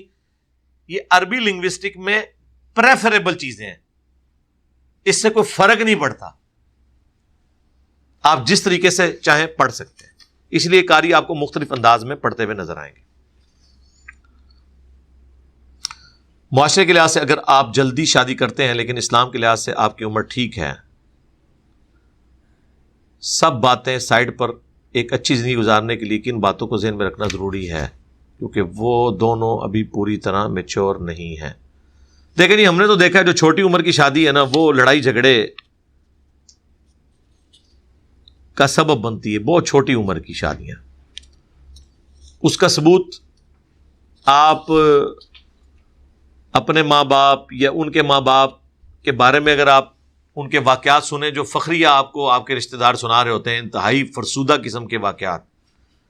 ساڈے ابا جی دا اتنا روب سی، گھر وڑدے سن کسی دی آواز نہیں سی نکلتی، بڑا بڑا فرعون سی یار. پھر سناتے ہیں جناب وہ ساڈے تائے ہو رہے تھے بڑے غصے والے سن، ایک بار ایک ویاہ تے کہ اتنے کسی نے گل کی تھی، اس تو بعد اس گھر نہیں وڑے. یہ ان کی خوبی ہے، کسی کے غصے گنوانا. پھر مائیں بتا رہی ہوتی ہیں ہم تو کبھی بھی اپنے ساس سسر کے سامنے ایک چارپائی پہ میں تیرے ابا جی دے نال نہیں کدے بیٹھی. یہ خوبی والی بات ہے، اندازہ کریں. یار نبی علیہ السلام نے تو اپنے گھٹنے رکھ کے نا اپنی بیویوں کو اونٹ کے اوپر سوار کروایا ہے، پاؤں رکھوا کے. ہاں جی، بخاری مسلم میں حدیث ہے، سیدہ صفیہ کو ان کا قد چھوٹا تھا، اپنے پیچھے سوار کیا ہے. اور جو کراچی کے مفتی نے کہا تھا نا کہ موٹر بائک کے پیچھے جو ایک ٹانگ ادھر کر کے ادھر بیٹھتی ہیں، میں کہا اونٹ کے اوپر اسی طریقے سے ہی بیٹھا جاتا ہے، سنت ہی. چنو تو کہہ رہے ہیں کہ جی پھر اس نے کتنے بےہودہ الفاظ بولے تھے. بھئی جو کمفرٹیبل جس طرح فیل کر رہے ویسے ہی بیٹھے گا نا. اونٹ کے اوپر کوئی ایسے بیٹھ سکتا ہے؟ پھر اس نے اس کا ریبٹل کیا، نہیں جی اونٹ کا مسئلہ ہو رہا ہے اور موٹر بائک کا. بھئی موٹر بائک میں بھی سارے کمفرٹیبل نہیں ہوتے ایک طرف 2 ٹانگیں رکھ کے بیٹھنے پہ، بعض لوگ کمفرٹیبل اسی میں ہوتے ہیں. اب کوئی عورت زیادہ موٹی ہے یا اس کا اتنا ایکسپوئر نہیں ہے یا آپ لانگ ڈرائیو کے اوپر ہیں اور آپ ایسی سڑک پہ ہیں جس میں اتنے کھڈے ہیں، اس میں تو اتنا بڑا رسک نہیں لیا جا سکتا. تو اس میں ٹانگ ادھر اور ادھر رکھنے میں ہی زیادہ کمفرٹیبل اور سیف سفر ہوتا ہے. تو اس طرح کی وہ چیزیں، تو میرے بھائی چھوٹی عمر کی شادی میں ہم نے یہ نقصانات دیکھے ہیں. باقی آپ کہہ رہے تھے زندگی گزارنے کے لیے اصول. سر اصول صرف ایک ہے, صبر. بس. ہاتھی کے پاؤں میں سب کا پاؤں, سب سے بڑا سائز اس کے پاؤں کا ہی ہوتا ہے نا. تو ایک ہی اصول ہے, صبر. ہر معاملے میں آپ نے صبر کی روش اختیار کرنی, غصہ نہیں کرنا, کیونکہ آپ کی بیویوں نے آپ کے ماں باپ کے مظالم, آپ کے بچوں کی حرکتوں, آپ کے رشتہ داروں کی لمبی زبانوں کا بدلہ ان سے تو نہیں اتارنا. اور بڑی نیک بیویاں جو ان سے نہیں اتار رہی, ورنہ آپ ایک دن سکون کی زندگی نہ گزار سکیں, پھر تو جھگڑے پڑے. وہ چپ کر کے سب سے سن کے اینڈ پہ آپ پہ غصہ نکالتی ہیں, تو نکالنے دیں ان کو. بڑی نیک بیویاں ایسی کہ جو ساس سسر کو جواب نہیں دیتی, آپ کے رشتہ داروں کو ترکی بترکی جواب نہیں دیتی, شام تک آپ کا انتظار کرتی ہیں, رکو ذرا صبر کرو, تیرا بھرا آئے گا نا تو میں پھر ادھر کروں گی. نند کو جواب نہیں دیتی ہیں, اپنے خامند کو جواب دیتی ہیں. آپ چپ کر کے سن لیں. اس کا فائدہ یہ ہے کہ ان کا غصہ, یعنی آپ وہ جس طرح وہ ویٹ اٹھایا جاتا ہے نا کوکر کے اوپر سے, تو آپ خود ہی آ کے ویٹ اٹھا لیا کریں, کہ ہاں جی کوئی ہے شے, آ جاؤ, ریڈی ہیں, بسم اللہ آغاز کرو. ہاں جی. اور آپ نے وہ حدیث یاد کرنی جو بخاری مسلم کی حدیث ہے کہ نبی علیہ السلام نے فرمایا کہ عورت کا یہ حال ہے کہ پوری زندگی کسی مرد کے ساتھ رہے اور ایک دفعہ بھی تکلیف پہنچے تو وہ یہ کہتی ہے جب سے تیرے عقد میں آئی ہوں میں نے سکھ کا ایک دن بھی نہیں دیکھا. یہ حدیث بخاری میں بھی ہے, مسلم میں بھی. ٹھیک ہے. اور نبی علیہ السلام کے ساتھ خود کئی دفعہ ایسا ہو چکا ہے کہ آپ کی بیویوں نے آپ کے ساتھ اس طرح کا ایٹیچیوڈ کیا, اور وہ بخاری مسلم میں نہیں صرف آیا, قرآن میں بھی آیا, حتیٰ کہ طلاق تک نوبت پہنچ گئی. سورۃ الاحزاب آپ پڑھ کے دیکھ لیں کہ اگر تم دنیا کا مال چاہتی ہو تو میں تمہیں طلاق دے کے چھوڑ دیتا ہوں, اور اگر اللہ اور اس کا رسول اور آخرت کا گھر چاہتی ہو تو اسی حالت میں ہی میرے محبوب کے ساتھ گزارا کرو صلی اللہ علیہ وآلہ وسلم. ظاہر ہے وہ صرف ان کے لیے پیغمبر تو نہیں تھے نا, خامد بھی تھے, شوہر بھی تھے. ٹھیک ہے. بخاری میں حدیث ہے, نبی علیہ السلام فرمایا عائشہ مجھے پتہ چل جاتا ہے جب تم مجھ سے ناراض ہوتی ہو نا. کہا حضور کیسے؟ فرمایا تم میرا نام چھوڑ دیتی ہو, تم کہتی ہو رب ابراہیم کی قسم. ہاں, رب محمد کی قسم نہیں کہتی ہے اس وقت. تو حضرت عائشہ نے کہا یا رسول اللہ ایسا ہی ہے, لیکن میں صرف زبان سے چھوڑتی ہوں, دل سے نہیں چھوڑتی. یہ حضرت عائشہ نے پھر اس کو جواب کے طور پر یہ بات عرض کی نبی علیہ السلام کی بارگاہ میں. تو یہ بات ہے. تو کامیاب زندگی کا ایک ہی اصول, بلکہ کامیاب ازدواجی زندگی کا, دنیا میں وقت گزارنے کا ایک ہی اصول ہے, صبر اور اچھے وقت کا انتظار. انشاءاللہ تعالی صبر آپ کو پے کرتا ہے. آپ زندگی میں ہزاروں دفعہ بول کے پچھتائے ہوں گے, لیکن میں آپ کو وثوق سے کہتا ہوں خاموش رہ کے کبھی کوئی انسان نہیں پچھتاتا. ہاں یہ ضرور کہہ سکتا ہے جی میں اس ٹائم بولیا ہوں نا تو میں کر دینا, اس تو بعد جو کچھ ہویا ہوں اس تو بعد تو یہی کہنا سی کاش میں نہ کیتا ہوں. یہ میں آپ کو بتا دوں, خاموشی. آپ کو کوئی جتنا مرضی برا بھلا کے خاموشی اختیار کرے, آپ اپنا کام کرتے رہیں. جیسے ایک انگریز کی کوٹیشن ہے کہ اگر میں راستے پہ چلتے ہوئے راستے میں آنے والے ہر کتے کے بھونکنے کا جواب دوں گا نا, پھر میں اپنی منزل تک نہیں پہنچ سکتا. ڈاکٹر اسرار کے مطابق اگر آپ کسی یہ ڈاکٹر اسرار صاحب کی بات, یہ ڈمی میوزیم سے آئے ہوئے ہیں, یہ اوریجنل ڈاکٹر اسرار کی بات ہو رہی ہے. اگر آپ کسی مسلک کی مسجد میں جائیں, جب آپ رفع الیدین کریں تو وہاں کے لوگ اگر برا مانیں یا آپ کو تنگ نظری سے دیکھیں تو کیا ہم رفع الیدین ترک کر سکتے ہیں؟ نہیں جی, کیوں ترک کریں گے؟ وہ تو آپ کو ہر بات کے اوپر ہی تنگ نظری سے دیکھیں گے. ذرا سا بھی انہیں بھنک ہو گئی کہ آپ جو ہے وہ دوسرے راستے کو اڈاپٹ کیے ہوئے ہیں. مثلا آپ سبز پگڑی باندھ کے کتنا عرصہ اہل حدیث کی مسجد کی پہلی صف میں نماز پڑھ سکتے ہیں؟ کوئی نہ کوئی تو آپ کو ٹکرے گا نا. لیکن کیا ہی مزہ ہے کہ آپ سبز امامہ باندھ کے رفع الیدین کے ساتھ بریلویوں کی مسجد میں نماز پڑھ رہے ہوں, اور اسے کہہ دیں یار اوپر سے دیکھو میں یوں, نیچے سے میں یوں, میں تو ساروں کے ساتھ ہوں. تو آپ نے سنت کو دیکھنا ہے میرے بھائی, کسی کو نہیں دیکھنا. اگر نماز میں سورہ فاتحہ اور قرات کے بعد محسوس ہوا کہ نماز میں دھیان نہیں تھا تو کیا دوبارہ سورہ فاتحہ پڑھی جا سکتی؟ نہیں, دوبارہ پڑھنے کی ضرورت نہیں ہے جی. تقلید کا تصور یہ ہے کہ یہ واجب ہے. یہ تصور 400 سال کے بعد امت میں ڈالا گیا. اس کے اوپر میرا مسئلہ 197 دیکھ لیں. صحابہ کرام تابعین تبع تابعین میں ایسا کوئی تصور نہیں تھا کہ آپ نے کسی شخص کی شخصی اطاعت کرنی ہے. نہ آج کوئی ایسا تصور ہے. یہ صرف انہوں نے بنایا ہوا ہے. پریکٹیکلی یہ خود بھی عمل نہیں کر رہے. امام حنیفہ شوال کے 6 روزوں کو بدعت کہتے تھے اور بریلوی دیوبندی حنفی ہونے کے باوجود رکھتے ہیں, اور وہ کہتے ہیں ہمارے امام کو حدیث نہیں پہنچی تھی, جو حدیث مسلم میں بھی ہے, ترمذی میں بھی, ابو داؤد میں بھی, نسائی میں بھی, ابن ماجہ میں بھی. کتب ستہ میں سے بخاری کو چھوڑ کے باقی 5 کتابوں میں حدیث ہے. امام حنیفہ کو نہیں پتا تھی. اور صرف امام ابو حنیفہ سنگل آؤٹ نہیں ہوتے, امام مالک بھی شوال کے 6 روزوں کو سنت نہیں سمجھتے تھے. الموطا امام مالک میں انہوں نے کہا کہ میں نے اہل مدینہ کو یہ روزے رکھتے ہوئے نہیں دیکھا. تو ظاہر ہے کہ وہ نفلی روزے تھے, وہ کسی نے اگر چھوڑ دیے ہوئے تو اس کی وجہ سے یہ تو نہیں کہ وہ سنت ختم ہو جائے گی. باقی مسئلہ 197 میرا دیکھ لیں, اس میں نے اس کا ڈیٹیل جواب دیا ہے, کیونکہ 1 گھنٹہ چاہیے. ٹھیک ہے نا, ایک پوری ڈاکٹرن ہے نا, جو ڈاکٹرن ہے وہ ڈاکٹرن میں بات ہوگی. ٹھیک ہے. السلام علیکم. وعلیکم السلام. سر, عمران خان کے بارے میں آپ کی کیا رائے ہے؟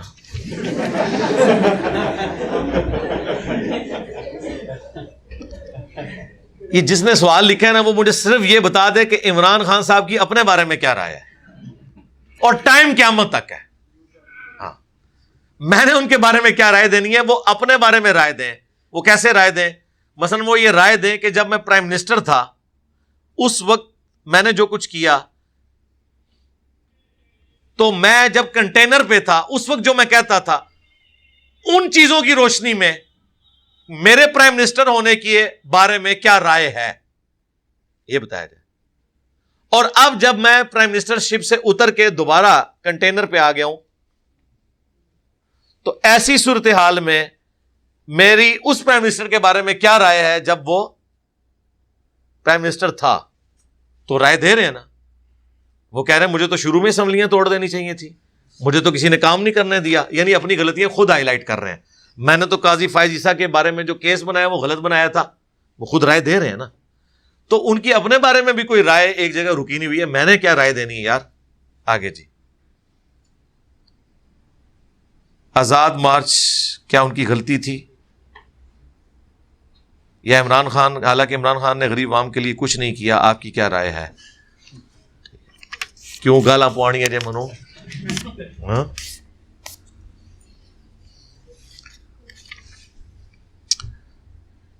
سیدہ ام حبیبہ کی رسول اللہ سے شادی مستدرک ورسز مسلم کی کون سی حدیث ہے؟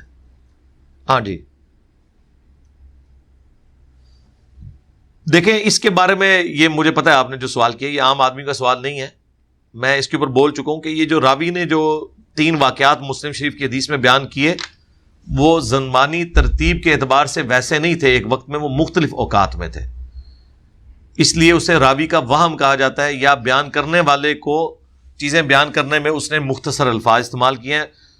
ام حبیبہ کی شادی پہلے ہو چکی ہوئی تھی, فتح مکہ کے موقع پر نہیں ہوئی. کیا نماز میں ہونٹ ہلانے چاہیے؟ جی, اس کے بغیر نماز نہیں ہوگی. ہونٹ بھی ہلیں گے, زبان بھی ہلے گی, اور اپنے کانوں تک آواز بھی پہنچے گی. اور کانوں تک آواز یہاں سے باہر سے نکل کے نہیں, بس اتنی آہستہ آواز میں کہ باہر شور نہ ہو اور آپ خود سن رہے ہو. لیکن اگر یہاں پہ موٹر چل پڑی ہے تو میں نے اپنی آواز بلند نہیں کرنی, میں نے اتنی اندازے سے آواز رکھنی ہے, بہت اونچی آواز نہیں. کیونکہ شریعت میں جہاں پہ بولنا یا پڑھنا مراد ہے تو اس سے مراد اپنے کانوں تک پہنچنا ضروری ہے. نماز میں طلاق دیتے وقت, جانور ذبح کرتے وقت اپنے کانوں کا سننا ضروری ہے. جابر بن عبداللہ نے اسلام کب قبول کیا؟ 6 جی اچھا, معاذ بن جبل. معاذ بن جبل کے بارے میں یہ ہے کہ یہ آلموسٹ 16 سال کی عمر میں انہوں نے اسلام قبول کیا ہے, اور 36 سال کی عمر میں آلموسٹ یہ فوت ہوئے ہیں. جی, میں نے ایک ویڈیو میں 6 سال کہا تھا, وہ میں نے اس کی کلیریفیکیشن بھی دے دی تھی کہ 16 سال ہے. اگر ابلیس حضرت آدم کو سجدہ کرنے کی انکاری نہ کرتا تو کیا ہوتا؟ یہ جو چیز ہوئی نہیں ہوئی ہے اس کے بارے میں آپ کو کیسے بتا سکتا ہوں میرے بھائی. ہاں, میں تو پریکٹیکل لائف کا بندہ ہوں. اس وقت جو ہوا ہے نا وہ آپ دیکھ لیں, اس سے آگے آپ نے چلنا ہے. یہ تو اسی طریقے سے اگر میں پیدا نہ ہوتا تو کیا ہوتا. ہاں, تو ابھی تو آپ پیدا ہو گئے نا, ابھی آپ دیکھیں کہ کیا ہو رہا ہے آپ کے ساتھ. آپ گیون سرکمسٹانسز کے اندر پرفارم کریں. دنیا یعنی زمین پر انسان, انبیاء اور دیگر جن کو بھیجنے کے لیے ضروری تھا کہ ابلیس بغاوت کرتا. بھئی یہ اللہ تعالیٰ کی جو پلاننگ ہے نا، اس کے بارے میں قرآن میں آیا لا یسأل عما یفعل وہم یسألون. اللہ کو کوئی پوچھ نہیں سکتا کہ اس نے یہ کام کیوں کیا. ہاں، وہ ہر ایک کو پوچھ سکتا ہے. اب کوئی شخص یہ غم کھائے کہ پریگنینسی کی تکلیف سے ایک دفعہ عورت گزرے اور ایک دفعہ مرد، تبھی انصاف کا تقاضا ہے، تو ٹائم قیامت تک جائے کر لو. ول آف گاڈ ہے نا جی. آپ سے گزارش ہے کہ ہم اس دین حق کو سوشل میڈیا کی مدد سے دوسروں تک پہنچا کے تبلیغ کام کر سکتے ہیں. جی کریں نا جی، ہم بھی یہی کر رہے ہیں، آپ بھی کریں، لیکن ویلیو ایڈیشن کریں. یہ نہیں ہے کہ ایک بندے نے اتنی محنت سے ایک کلپ بنایا ہے، آپ اسے ڈاؤن لوڈ کر کے اپنے چینل سے چڑھا دیتے ہیں. یہ تو کوئی کمال نہیں ہے. کمال یہ ہے کہ آپ کو کلپ ڈھونڈیں، اس میں ریفرنسز لگائیں، تھم نیل خود ڈیزائن کریں، پھر اسے اپلوڈ کریں. چوری تو نہ کریں دوسروں کی. ہم نے عام اجازت دی ہوئی ہے، لیکن یہ اجازت نہیں دی ہے کہ ایک کلپ انڈرسٹینڈ اسلام والے نے یا مسلم مولوی نے اتنی محنت سے بنایا اور آپ اس کو ڈاؤن لوڈ کر کے چڑھائیں. آپ اپنا کام کریں نا.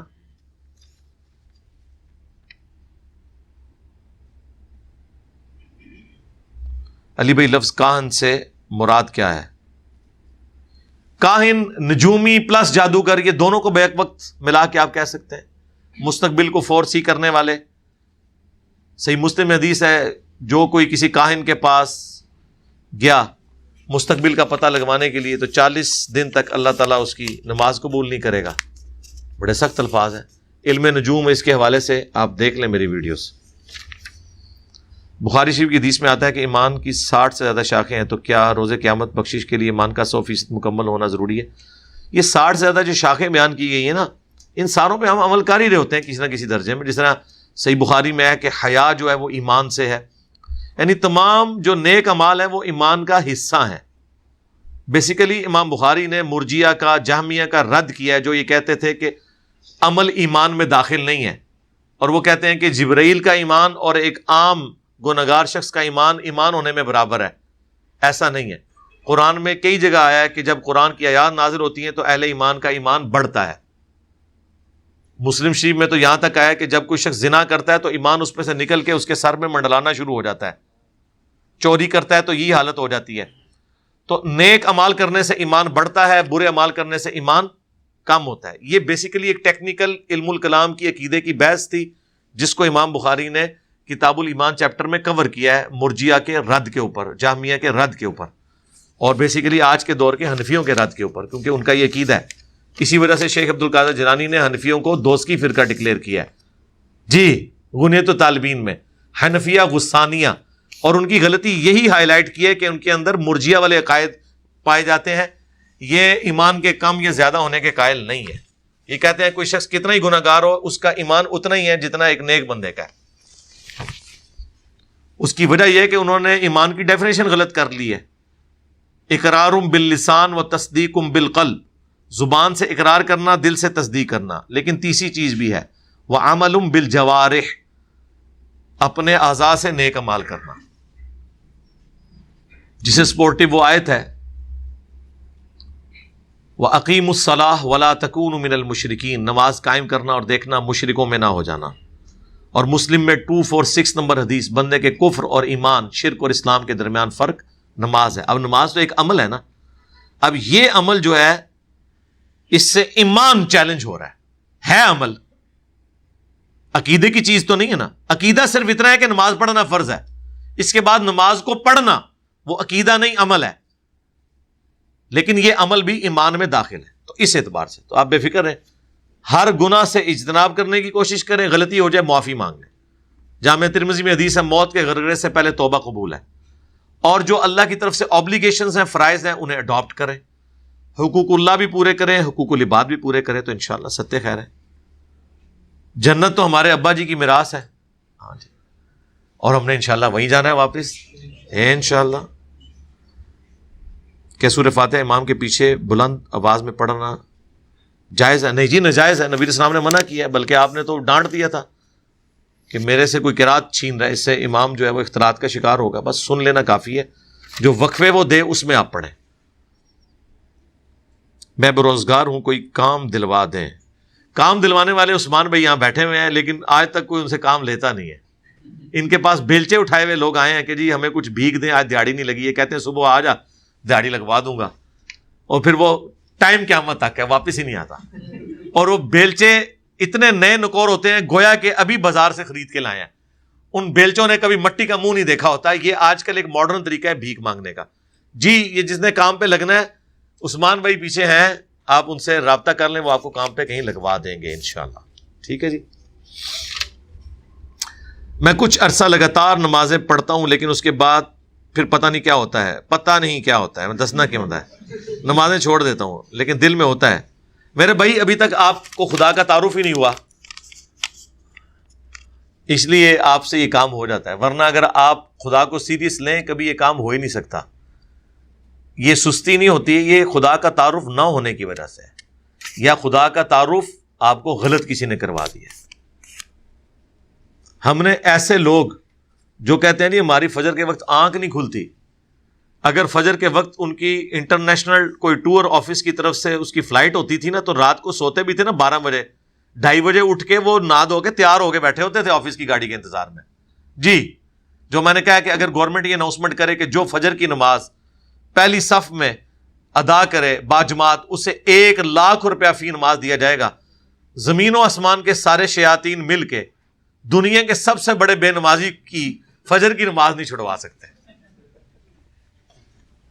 کیونکہ دنیا نقد ہے، آخرت ادھار ہے، وہ آپ کو نظر آ رہا ہوتا ہے.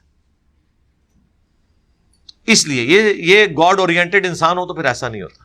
تو اس کے لیے طریقہ یہ ہے کہ آپ روزانہ 1 منٹ کے لیے موم بتی کے فلیم پہ پریکٹس کیا کریں ادھر رکھ کے، کیونکہ آخرت میں بھی یہی کچھ ہونا ہے. ویسے تو آخرت میں بہت کچھ ہونا ہے. بخاری مسلم کی حدیث ہے کہ 70 گنا دنیا کی آگ سے زیادہ تیز ہے وہ، اور وہ ہے بھی اندھی آگ، کالی، اس میں نظر بھی کچھ نہیں آئے گا. تو آپ پریکٹس شروع کر دیں ابھی سے. اگر آپ 1 منٹ موم بتی کے فلیم پہ یہاں ہاتھ رکھتے ہیں کہ پریکٹس آپ کو ہو جائے، تو اس حساب سے آپ پھر نماز چھوڑ دیا کریں. اگر آج اناؤنسمنٹ ہو کہ فجر چھوڑنے پر فجر سے زور تک 10 بائی 10 فٹ کے ایک کمرے میں آپ کو رکھا جائے گا جس میں 100 کوبرا سانپ، 100 بچھو، اور وہاں کا ٹیمپریچر بھی 100 ڈگری سینٹی گریڈ ہوگا، اور زیادہ دیر نہیں، فجر سے زور تک، بس فجر چھوڑنے کے اوپر. تو اس تصور سے ہی انسان کانپ اٹھتا ہے. تو اس طرح کی چیزیں آپ کمپیریزن کریں تو انشاءاللہ آسانی ہو جائے گی. جب سے آپ کے لیکچر دیکھے ہیں لوگ کہتے ہیں کہ تم بہت پیچیدگی میں پڑ گئے ہو، اور اختلاف کے موضوع پر میں باتیں کرتا ہوں، اور نہ کہ اس پر جو اتحاد امت ہے. تو اتحاد امت پہ ہی آپ بات کریں نا. اتحاد امت ہے کہاں میرے بھائی؟ اتحاد امت ہوتا تو مسجدیں ہر فرقے کی الگ ہوتی. اتحاد امت تو کوئی نہیں ہے. اتحاد امت پہ کیا بات کریں؟ باتیں کرنے والے بھی فراڈی ہیں، وہ اوپر سے کر رہے ہیں، ریالٹی میں تو یہ نہیں ہے. ان کے بڑوں نے ایک دوسرے کو کافر ڈکلیئر کیا ہوا ہے، یہ کس منہ سے یہ باتیں کرتے ہیں؟ ہم نے جو اختلاف کے حوالے سے چیز کی ہے، اختلاف کروایا نہیں ہے، اختلاف ہوا ہوا تھا، وہ ہائی لائٹ کیا ہے کہ آپ کو یہ جو مسجدیں الگ بنی ہوئی نظر آ رہی ہیں، ایک دوسرے کے پیچھے نمازیں پڑھتے ہوئے نظر نہیں آ رہے، پیچھے اس کا مرض یہ ہے، اس مرض کی تشخیص کی ہے. اس کے بعد ہم نے کبھی یہ کہا ہے کہ کسی کے پیچھے نماز نہیں ہوتی. ہم سے زیادہ اتحاد امت کس نے کروایا ہے؟ ہمارے سے پہلے تو لوگ کہتے تھے ایک دوسرے کے پیچھے نماز نہیں ہوتی ہے، ایک دوسرے کی مسجد میں چندہ نہ دو. آج تک کسی دیوبندی نے شیعہ کی مسجد میں چندہ دیا ہے؟ کسی اہل حدیث نے کسی بریلوی کی مسجد میں چندہ دیا ہے؟ وہ تو کہتے ہیں او یار وہ اکا دکا واقعات چھوڑ دیں.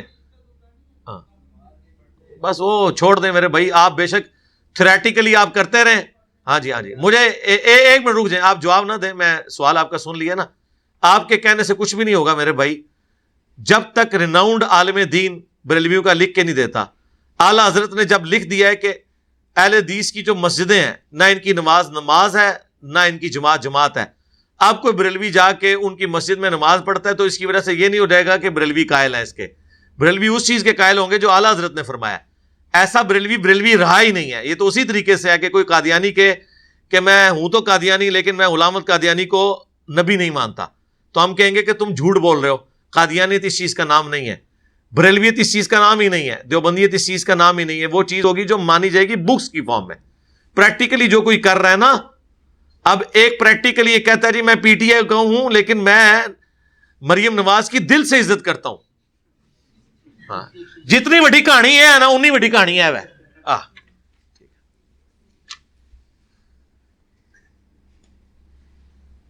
کیا حاضر غائب شرک و بدعت استعانت وسیلہ کا جاننا ضروری ہے؟ جی ضروری ہے میرے بھائی، اس کے بغیر تو آپ بدعقیدگی میں پھنس جائیں گے نا.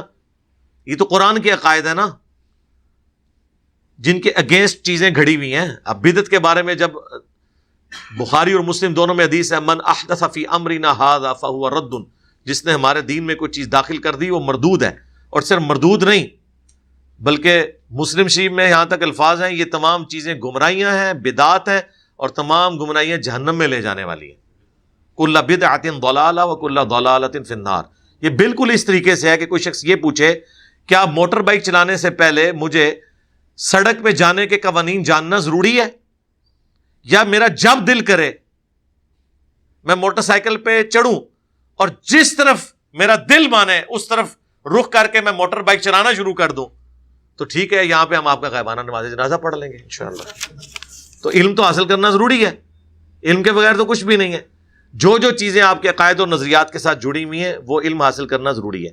رہ گی باریکیاں جن کا آپ سے تعلق نہیں ہے وہ آپ نے سیکھنی نہیں، اور نہ آپ کو ابھی پتہ بھی ہوں گی. وہ آپ کو پتہ وہی ہیں جو مسئلے پبلک میں چل رہے ہیں، اور وہ مسئلے آپ کو سیکھنے ہوں گے. کیا علم غیب کا مسئلہ نہیں چل رہا پبلک میں؟ آیات النبی کا مسئلہ نہیں چل رہا؟ میلاد کا، محرم کا، ماتم کا، یہ سارے مسائل جو آپ سنتے ہیں یہ چل رہے ہیں. ان کے بارے میں آپ کو کوئی رائے تو قائم کرنی ہے. دنیا میں آپ اس لیے تو نہیں آئے کہ جانوروں کی طرح گھاس کھائیں اور اپنی نسل ریپروڈیوس کریں اور دنیا سے چلے جائیں. یہ کام تو جانور بھی کر رہے ہیں، تو آپ نیوٹرل تو نہ بنے. میرا سوال یہ ہے، کسی پبلک پلیس کے پروگرام میں نماز باجماعت ادا کرنے سے مسجد جتنا ثواب ہوگا؟ ہاں جی، جماعت قائم کرنے سے تو ہو جائے گا، بشرطے کہ وہاں کوئی قریب مسجد نہ ہو. اگر مسجد ہے تو آپ کو مسجد میں ہی جا کے نماز پڑھنی چاہیے. پبلک پلیسز اس لیے نہیں بنی کہ وہاں آپ نے لوگوں کی ٹریفک بلاک کر کے نمازیں پڑھنی ہیں یا آپ نے جلسے جلوس نکالنے ہیں. مسجد میں اس سے بہتر اگر کوئی جگہ ہے تو گھر ہے. لیکن نبی اسلام کی حدیث ہے بخاری مسلم میں کہ اگر مجھے گھروں میں عورتوں اور بچوں کا خیال نہ ہوتا میں ان لوگوں کے گھروں کو آگ لگاتا جو گھر میں نماز پڑھتے ہیں اور مسجد میں نہیں آتے.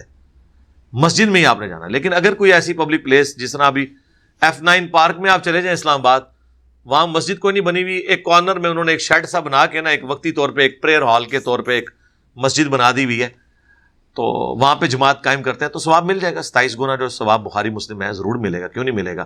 وہ آپ ضرور کریں. مسجد میں نماز کے بعد بیٹھنا جائز ہے؟ جی سنت ہے. بخاری مسلم دونوں میں حدیث ہے کہ جو کوئی نماز پڑھنے کے بعد اسی جگہ پر بیٹھا رہتا ہے جہاں اس نے نماز پڑھی تھی، جتنی دیر بیٹھتا ہے فرشتے اس کے لیے دعائے رحمت کرتے رہتے ہیں یہاں تک کہ وہ بات نہ کر لے یا وضو نہ ٹوٹ جائے اس کا. یہ تو ثواب ہے. اور یہ تو نماز کے بعد ہے. نماز سے پہلے بھی بخاری مسلم میں حدیث ہے جو نماز کے انتظار میں بیٹھتا ہے گویا کہ وہ نماز کی حالت میں. کیا موبائل فون استعمال کرنا یا کاروباری موضوع پر بات کر سکتے ہیں؟ مسجد کے اندر نہ کریں جی، کاروباری کام نہ کریں. ہاں باقی آپ نے فیملی سے کوئی بات کرنی ہے وہ آپ ضرور کر لیں. کاروباری معاملات کے لیے مسجد نہیں ہے، یہ ذہن میں رکھیے گا. باقی آپ اعتکاف میں آپ رکھتے ہیں اپنے پاس موبائل فون، اس میں آپ اپنی وائف سے بات کرنا چاہتے ہیں، گھر کوئی میسج بھجوانا چاہتے ہیں، سارے کام کریں. وہ دنیاوی چیزوں میں نہیں آتا. لیکن جو کاروباری معاملات ہیں نا اسپیسیفکلی ظاہر ہے اس میں پھر کئی ساری چیزیں انوالو ہو جاتی ہیں. مسجد اللہ نے اس لیے نہیں بنائی، اسی لیے بخاری مسلم میں حدیث ہے کہ اللہ کے نزدیک سب سے پسندیدہ جگہ دنیا میں مسجدیں ہیں اور سب سے ناپسندیدہ چیزیں بازار ہیں. حرام نہیں ہے وہاں جانا، یعنی ناپسندیدہ اس اعتبار سے ہے کہ وہاں پہ عموماً جھوٹ اور یہ چیزیں بولی جاتی ہیں، یعنی ضرورت کے تحت جایا جائے. جس طرح ٹوائلٹ جانا حرام تو نہیں ہے، فرض ہے، لیکن کوئی شخص ٹوائلٹ میں ہی بیٹھا رہے تو اسے کہا جائے گا کہ یار یہ اتنی چیز کے لیے تھی، اس کو اب آپ اس کام کے لیے تو استعمال نہ کرو. اگر کوئی شخص جھوٹ بول کر آپ سے امداد لے لے لیکن بعد میں پتہ چلے کہ وہ آپ کی نرم دلی کا فائدہ اٹھا رہا ہے تو کیا زکوٰۃ میں شمار کر سکتے ہیں؟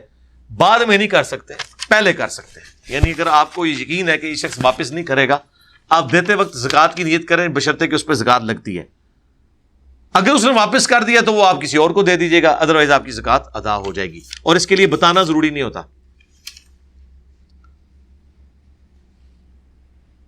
علی بھائی یوٹیوب پر ولاگنگ کرنا کیسا ہے؟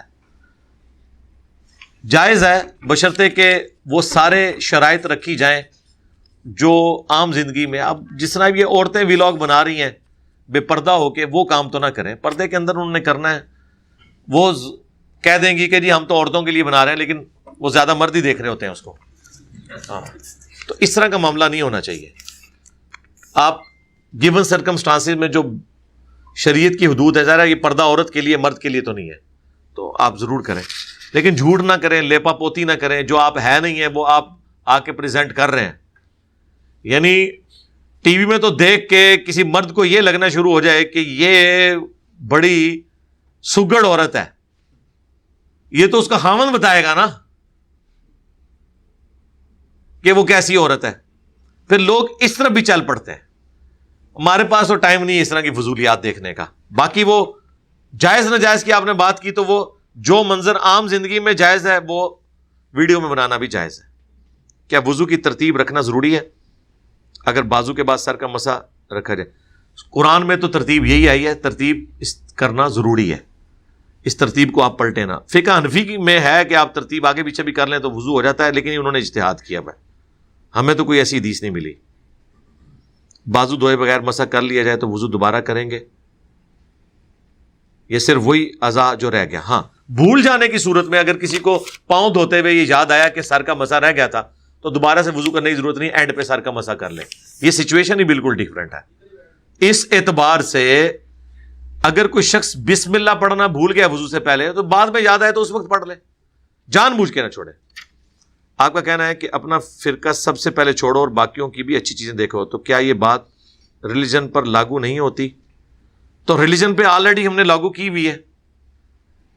دنیا میں جتنے ریلیجن ہیں ان کی جو اچھی باتیں ہیں وہ ہم مانے ہوئے ہیں۔ مجھے بتائیں دنیا کے کس ریلیجن کے اندر جھوٹ بولنا جو ہے وہ اچھا ہے اور سچ بولنا برا ہے؟ تو یہ دنیا کے ہر ریلیجن کی بات اسلام نے اڈاپٹ کی ہوئی ہے نا سرکار۔ دنیا کے کس ریلیجن کے اندر بدکاری جو ہے یہ اچھا کام ہے؟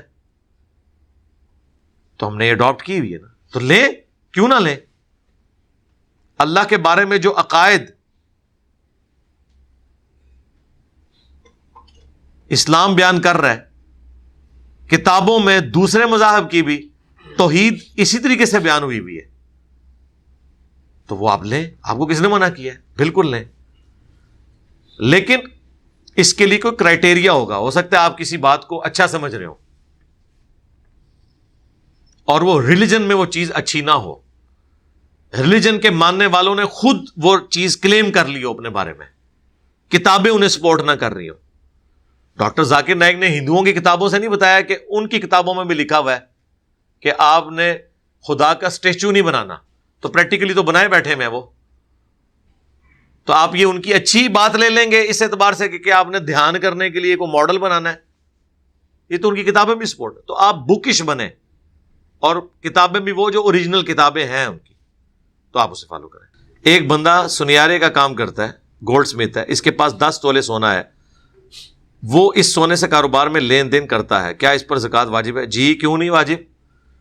وہ اس کی ایکویٹی ہے، راس المال ہے، مال تجارت ہے، بیچنے کی غرض سے ہے، اس پہ زکوٰۃ 10 کے 10 تولے پہ بنے گی جب تک کہ وہ کم ہو کے 7.5 تولے کے تھریش ہولڈ پوائنٹ سے نیچے نہیں آ جاتا۔ سنیاروں نے سینکڑوں تولے، ہزاروں تولے سونا رکھا ہوا ہے، اور وہ کہتے ہیں نہیں ہماری تو مہینے کی انکم اتنی نہیں، ہم زکوٰۃ کہاں سے دیں؟ یہ پتہ نہیں کس نے دماغ میں کیڑا ڈال دیا ہے کہ مہینے کی انکم میں سے زکوٰۃ دینی ہوتی ہے، اور سونے میں سے زکوٰۃ نکالنی ہوتی ہے۔ تو زکوٰۃ دیں گے آپ؟ کیوں نہیں دیں گے؟ راس المال جو آپ کا ہے نا، جو اکویٹی آپ کی لگی ہوئی ہے، ڈیٹ کو آپ نکال دیں گے۔ اچھا، بعض بڑے ہوشیار ہیں، وہ کہتے ہیں دیکھیں جی 20 لاکھ کاروبار میں لگایا ہوا ہے، 10 لاکھ کا مقروض ہوں، تو وہ 20 لاکھ میں سے 10 لاکھ کو نکال دیتے ہیں، اور پھر کہتے ہیں جی اب یہ 10 لاکھ جو ہے نا، اب تو سونا آلموسٹ اتنا ہو گیا ہے کہ اگر وہ تھریش ہولڈ پوائنٹ سے، تو کہتے ہیں زکوٰۃ نہیں ہمارے پہ بنے گی، یا چلے 5 اور 10 کو کر لیتے ہیں۔ وہ کہتے ہیں 10 لاکھ میرا اپنا ہے, 5 لاکھ کا میں نے قرضہ اٹھایا ہوا ہے, تو میرے اب نیٹ ہو گئے 5. نہ نیٹ آپ کے تھے 15 میں سے 5 نکالیں گے, اپنے 10 میں سے 5 کیوں نکال رہے ہیں؟ آپ کے 10 میں وہ 5 ایڈ ہوا جو قرض کے طور پر تھا, تو قرضہ آپ نکال دینا 5, باقی بچ گیا 10. 10 جو ہے وہ تھریشولڈ پوائنٹ کراس کیے ہوئے 7.5 تولے سونا, 1.38 پہ پہنچ چکے آلموسٹ اب. تو وہ کیا کرتے ہیں, وہ اپنے 10 میں سے وہ 5 نکال دیتے ہیں. کتنی غلط میتھمیٹکس ہے یار. آپ کے 10 میں وہ 5 ایڈ ہو کے 15 بنا, اب آپ قرضہ اس میں سے 5 نکالیں گے. جو آپ نے اپنے مال میں ایڈ ہی نہیں کیا ہوا, اپنے مال میں سے وہ 5 کیوں نکالیں گے آپ؟ سمجھ رہی ہے آپ کو میری بات؟ 10 لاکھ کے تو آپ مالک ہیں, 5 لاکھ مزید آپ نے قرضہ اٹھایا ہے, تو ٹوٹل کتنا ہوا؟ 15 میں سے 5 نکالیں گے تو زکات آپ پہ اب بھی بنے گی. یہ تو نہیں کہ وہ جو 5 آپ نے اٹھا کے 15 کی ہے, اس 5 نے آپ کے 10 کو بھی 5 کر دیے. واہ واہ واہ, ایک ہی میتھمیٹکس ہے. تو اس کے لوگ پوچھ رہے ہوتے ہیں میرے تے قرضہ ہے, اور قرضے نو پہلے ڈیٹ نو اکویٹی شامل کر, ٹوٹل مال کیلکولیٹ کر, اس میں سے ڈیٹ نکال. یا دوسرا ہے کہ ایسے کان پکڑنے کی بجائے ڈیٹ پہلے ہی نکلا ہوا ہے. لیکن بعض جگہ یہ آپ کو دیکھنا پڑتا ہے, کاروبار میں چیزیں مکس ہوئی ہوتی ہیں, تو اس میں آپ نے پھر تقسیم کرنی ہے کہ اتنی میری اکویٹی ہے راس المال, اتنا میں نے ادھار ڈیٹ اٹھایا ہوا ہے, تو آپ صرف اکویٹی کے اوپر. اور اکویٹی بھی آپ کی وہ جو مال تجارت ہے, جو اس کو سپورٹیو چیزیں ہیں نا, ان کے اوپر زکات نہیں ہے. یعنی ہوٹل کے فرنیچر پہ, ہوٹل کے برتنوں پہ, ہوٹل کے چولہوں پہ کوئی زکات نہیں ہے, کیونکہ وہ ارننگ کا ذریعہ ہے وہ چیزیں. اسی طریقے سے کسی نے مشینری لگائی ہوئی ہے, پلانٹ لگایا ہوا ہے, اس پلانٹ کی مشینری کی جو قیمت ہے اس کے اوپر زکات نہیں ہے, اس سے جو انکم ہو رہی ہے, جو پروڈکٹ بن رہی ہے, اس کے اوپر زکات ہے. آپ کے پاس 1 کروڑ کی گاڑی ہے رینٹ اے کار پہ, 0 زکات. اس کی کمائی پہ زکات ہے, وہ بھی 1 سال تک جڑے تو. اگر ساتھ ساتھ کھا رہے ہیں کوئی زکات نہیں. لیکن 1 کروڑ روپیہ گھر پڑا ہوا ہے, ہر سال 2.5 لاکھ زکات نکلے گی جی, اگر آپ نے اس کو اپنے پاس رکھنا ہے. اب کتنی حیران کن بات ہے کہ آپ پیسہ رننگ میں لے آئیں تو اسلام آپ سے زکات اٹھا لیتا ہے, جو قرآن میں آیا ہے کہ یہ نہ ہو کہ اغنیا ہی میں دولت گھومتی رہے. کیونکہ جب آپ اسے روڈ پہ لے کے آتے ہیں گاڑی کو, پیٹرول والے کا روزگار کھلتا ہے, ڈرائیور کا روزگار کھلتا ہے, گاڑی پنکچر ہوگی وہ پنکچر لگانے والے کا روزگار کھلے گا, اس کی جب آپ ٹیوننگ کروائیں گے اس کا روزگار کھلے گا. کتنے لوگوں کا روزگار جڑا ہوا ہے اس کے ساتھ, تو اللہ تعالیٰ آپ سے وہ چیز اٹھا لیتا ہے. اسلام آباد میں آپ F7 میں چلے جائیں, کروڑ پتی غریب لوگ رہ رہے ہیں. F7 میں آپ کو عام ماٹھی کوٹھی بھی نا 8-10 کروڑ روپے کی ہوگی. اب اس میں جو لوگ رہ رہے ہیں, ایک پورشن میں خود رہ رہے ہیں, ایک کرائے پہ دیا ہوا ہے. کرایہ کتنا ہے؟ 2 لاکھ, 2.5 لاکھ, 3 لاکھ. اس سے ان کا مہینے کی گزر بسر ہوتی ہے, اور کمائی کا کوئی سورس نہیں ہے. کروڑ پتی غریب, مالک کروڑوں کے ہیں لیکن اسی کے اوپر ان کا ڈیپینڈنٹ ہے. اب ان پہ 0 زکات ہے. اگر 2.5 لاکھ مہینے کا لے رہے ہیں اور خرچ کر رہے ہیں, کوئی زکات نہیں. انہیں یہ نہیں کہا جائے گا کہ تمہاری کوٹھی 10 کروڑ کی ہے, 5 کروڑ میں تو تم خود رہ رہے ہو, 5 کروڑ والا ہے اس کا پورشن تم نے کرائے پہ دیا ہوا ہے, اس کی زکات دو. نہیں, ونس جب کوئی چیز کرائے میں چلی جاتی ہے نا, تو اس کی زکات ختم, کیونکہ وہ کاروبار میں آ گئی چیز, اس کی انکم کے اوپر ہوگی, اور وہ بھی جڑ جائے تو. اگر ساتھ ساتھ آپ کھا رہے ہیں تو کوئی زکات نہیں ہے. جی مال تجارت ہے, جو پلاٹ لے کے چھوڑے ہوئے نا, وہ آپ نے خود چھوڑے جو ہوئے ہیں, وہ مال تجارت ہے آپ کا. کیونکہ پھر تو دنیا میں ہر شخص سونا بیچ کے پلاٹ لے کے آپ کی طرح چھوڑ کے بیٹھ جائے گا. مثلا جس کے پاس 100 تولے سونا ہے وہ تو زکات دے رہا ہے, وہ 100 تولہ بیچ کے پلاٹ لے کے چھوڑ دے تو زکات نہیں دے گا. کیوں نہیں دے گا؟ کیونکہ وہ کاروبار میں اس سے, ہاں اگر پلاٹ کا احاطہ ہے اور وہ کرائے پہ آپ نے دیا ہوا ہے اور اس سے آپ کی انکم ہو رہی ہے, پھر کوئی زکات نہیں. ویسے جو پلاٹ رکھا ہوا ہے وہ مال تجارت ہے, وہ بیچنے کی غرض سے رکھا ہے, وہ جسٹ لائک سونا ہے.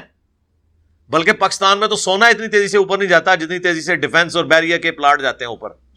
ٹھیک ہے, وہ مال تجارت ہے. مال تجارت کا مطلب ہر وہ چیز جو آپ نے بیچنے کی غرض سے خریدی ہوئی ہے. ہاں آپ نے مکان بنا کے بیچتے ہیں, کرائے پہ نہیں دیتے, 10 مکان آپ کے پاس پڑے ہوئے ہیں, اس پہ تو آپ زکات دیں گے, کیونکہ آپ نے وہ کرائے کی گھر سے نہیں رکھا ہوا, بیچنے کی گھر سے ہے, وہ آپ کا راس المال ہے, وہ پروڈکٹ ہے. پروڈکٹ کا معاملہ بالکل ڈیفرنٹ ہے. اور جو آپ کے ذاتی استعمال میں ہے اس پہ آپ کے اوپر کوئی زکات نہیں, چاہے 1 کروڑ روپے کی گاڑی ہے.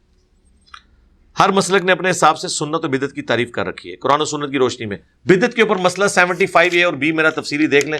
بدعت کی سمپل ڈیفینیشن یہ ہے جو بخاری مسلم میں آئی, من احدث فی امرنا ھذا فہو رد, جس نے ہمارے دین کے اندر جو ہم نے تعلیم کیا کوئی چیز ایڈ کی وہ مردود ہے.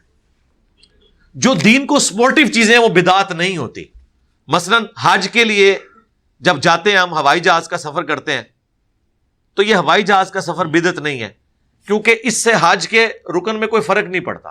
7 کی بجائے 8 چکر نہیں ہوتے اور نہ 6 ہو جاتے ہیں. وہ چکر جو آپ لگا رہے ہیں چاہے آپ ویل چیئر پہ لگائیں, پیدل لگائیں, اونٹ پہ لگائیں, اس سے کوئی فرق نہیں. نبی علیہ السلام نے تو اونٹ پہ طواف کعبہ کیا ہے. یہ بھی کتنا بڑا جھوٹ مشہور ہے کہ حضور نے پیدل حج کیا ہے, تو یہی سنیا ہوگا. اور لوگ ادھر اپنی جوتیاں گھسا رہے ہوتے ہیں, سنت پہ عمل کر رہے ہوتے ہیں. نبی علیہ السلام نے تو اونٹ پہ حج کیا جی, آپ نے تو پیدل حج کیا ہی نہیں ہے. اور یہ تو بڑی بیوقوفی ہے کہ کوئی شخص فیملی کے ساتھ سفر کر رہا ہے اور پیدل حج کرنا شروع کر دے, خود بھی عذاب میں ڈلے گرمیوں میں اور ان کو بھی ڈالے. سواری یوز کریں, سنت ہے. ویسے کسی کو شوق ہے تو وہ ایڈونچر ضرور کرے, سنت تو سواری پہ ہے. تو دین کو سپورٹیو, ایئر کنڈیشن مسجد میں لگا ہوا, یہ اس سے نماز میں کوئی فرق نہیں پڑتا. یہ نماز کو سپورٹیو, مسجد کو سپورٹیو ایک چیز ہے. قالین, لائٹنگ, کوئی نہیں کہتا کہ جناب سامنے اس AC شریف کے, نیچے ان بلبوں شریف کے, اوپر اس قالین شریف کے, منہ طرف کعبہ شریف کے, نہیں. یہ سپورٹیو چیز ہے. اس کے لیے مسلم میں حدیث ہے, جس نے اسلام میں اچھا طریقہ جاری کیا اسے اس کا ثواب ملے گا, اور جتنے لوگ اس پہ عمل کریں گے ان کا ثواب بھی ملے گا, اور ان کے ثواب میں بھی کمی نہیں ہوگی. اور جس نے برا طریقہ جاری کیا اس کا وبال اس پہ ہوگا, اور جو لوگ عمل کر رہے ہیں ان کے اپنے وبال میں بھی کمی نہیں ہوگی.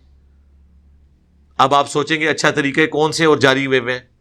بخاری شریف کتابی شکل میں حدیث کو لکھنا, نبی علیہ السلام, صحابہ کرام, تابعین, تبع تابعین نے باقاعدہ کوئی کتاب حوالے نہیں کی. پرسنل ضرور لوگ نوٹس بناتے تھے اس وقت, لیکن یہ کتاب کی شکل میں سنت کو محفوظ کرنا ایک اسلام میں اچھا طریقہ ہے.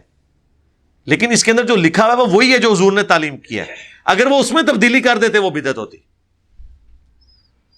ویڈیو کیمرے میں قرآن کی تفسیر ریکارڈ کروانا, دینی مسائل ریکارڈ کروانا, یہ ایک اچھا طریقہ ہے, لیکن اندر وہی کچھ بیان ہو رہا ہے جو اپنی اصلی جگہ موجود ہے. الیکٹرانک کاؤنٹر کے اوپر سنت اذکار کو شمار کرنا یہ طریقہ ہے, لیکن پڑھ رہے آپ وہی ذکر ہیں, یا جنید یا جنید یا جنید نہیں پڑھ رہے, وہ پھر بدعت ہو جائے گی, شرک کی طرف چلی جائیں گی چیزیں.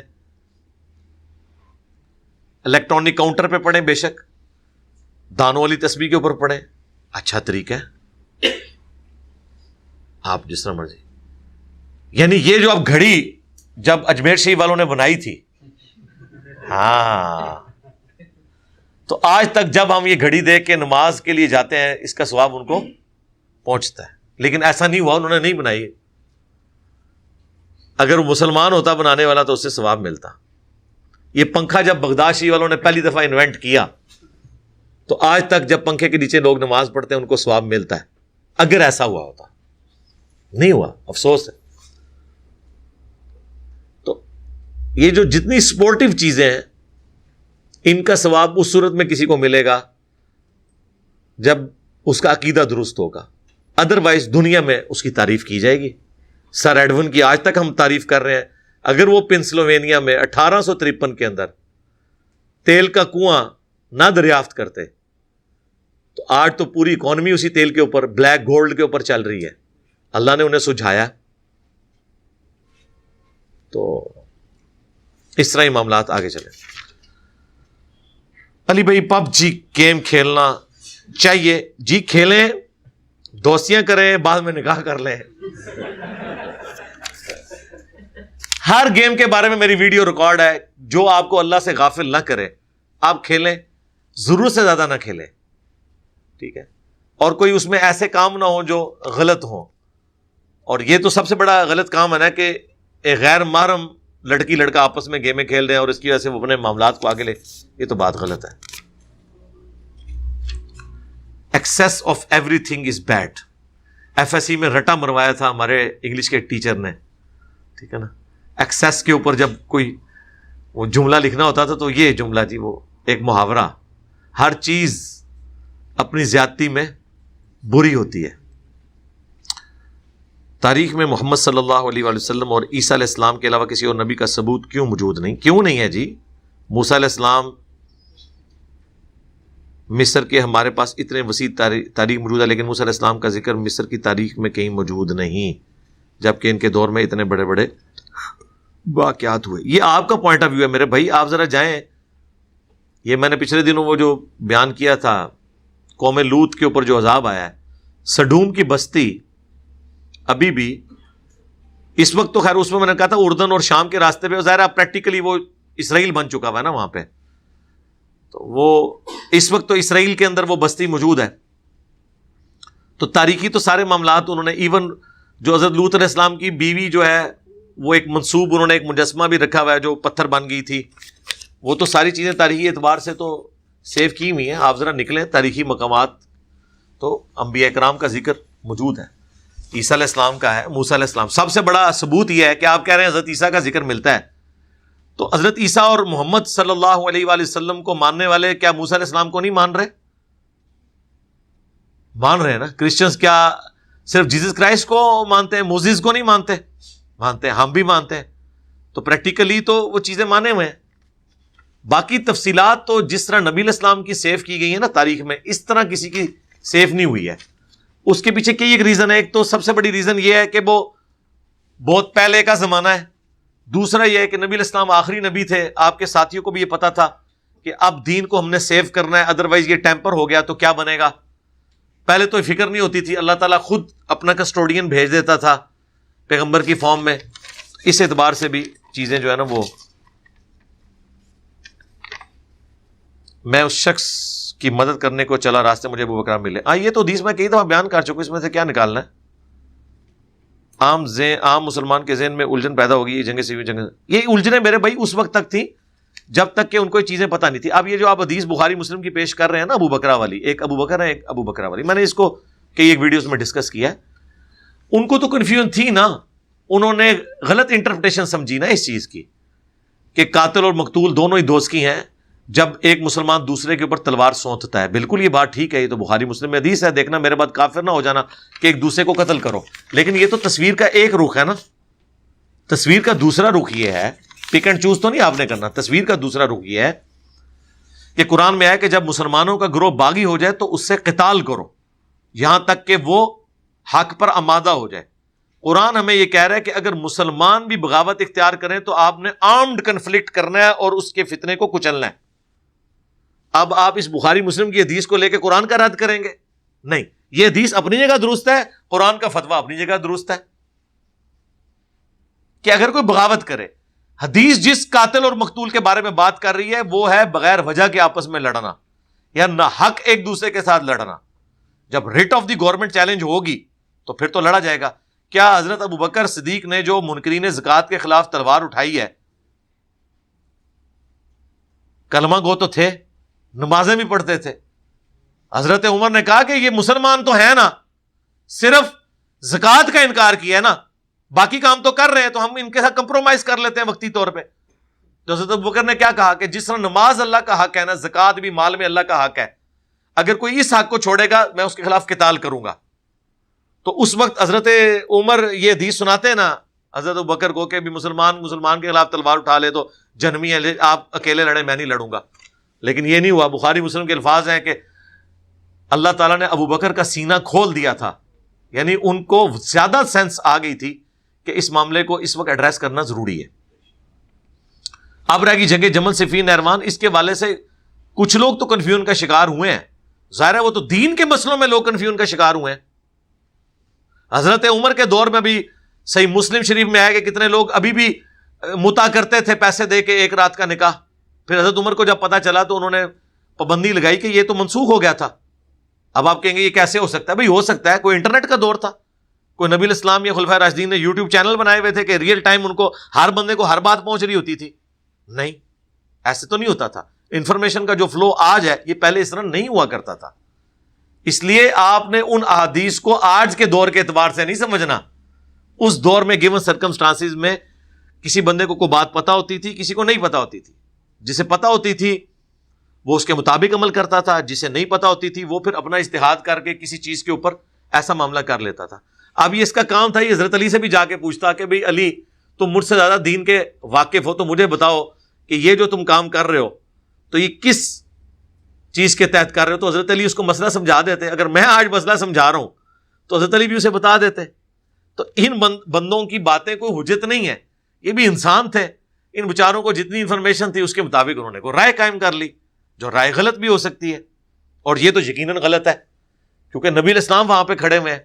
بخاری کی حدیث ہے 2812، عمار کو ایک باغی جماعت قتل کرے گی، عمار انہیں اللہ اور جنت کی طرف بلا رہے ہوں گے اور وہ جماعت جہنم کی طرف. نبی الاسلام تو اس جنگ کے بارے میں جنت اور جہنم کا فیصلہ کر رہے ہیں. تو اس کا مطلب ہے کہ حضور اس جنگ کے پیچھے کھڑے ہوئے ہیں انڈورس کرنے کے لیے.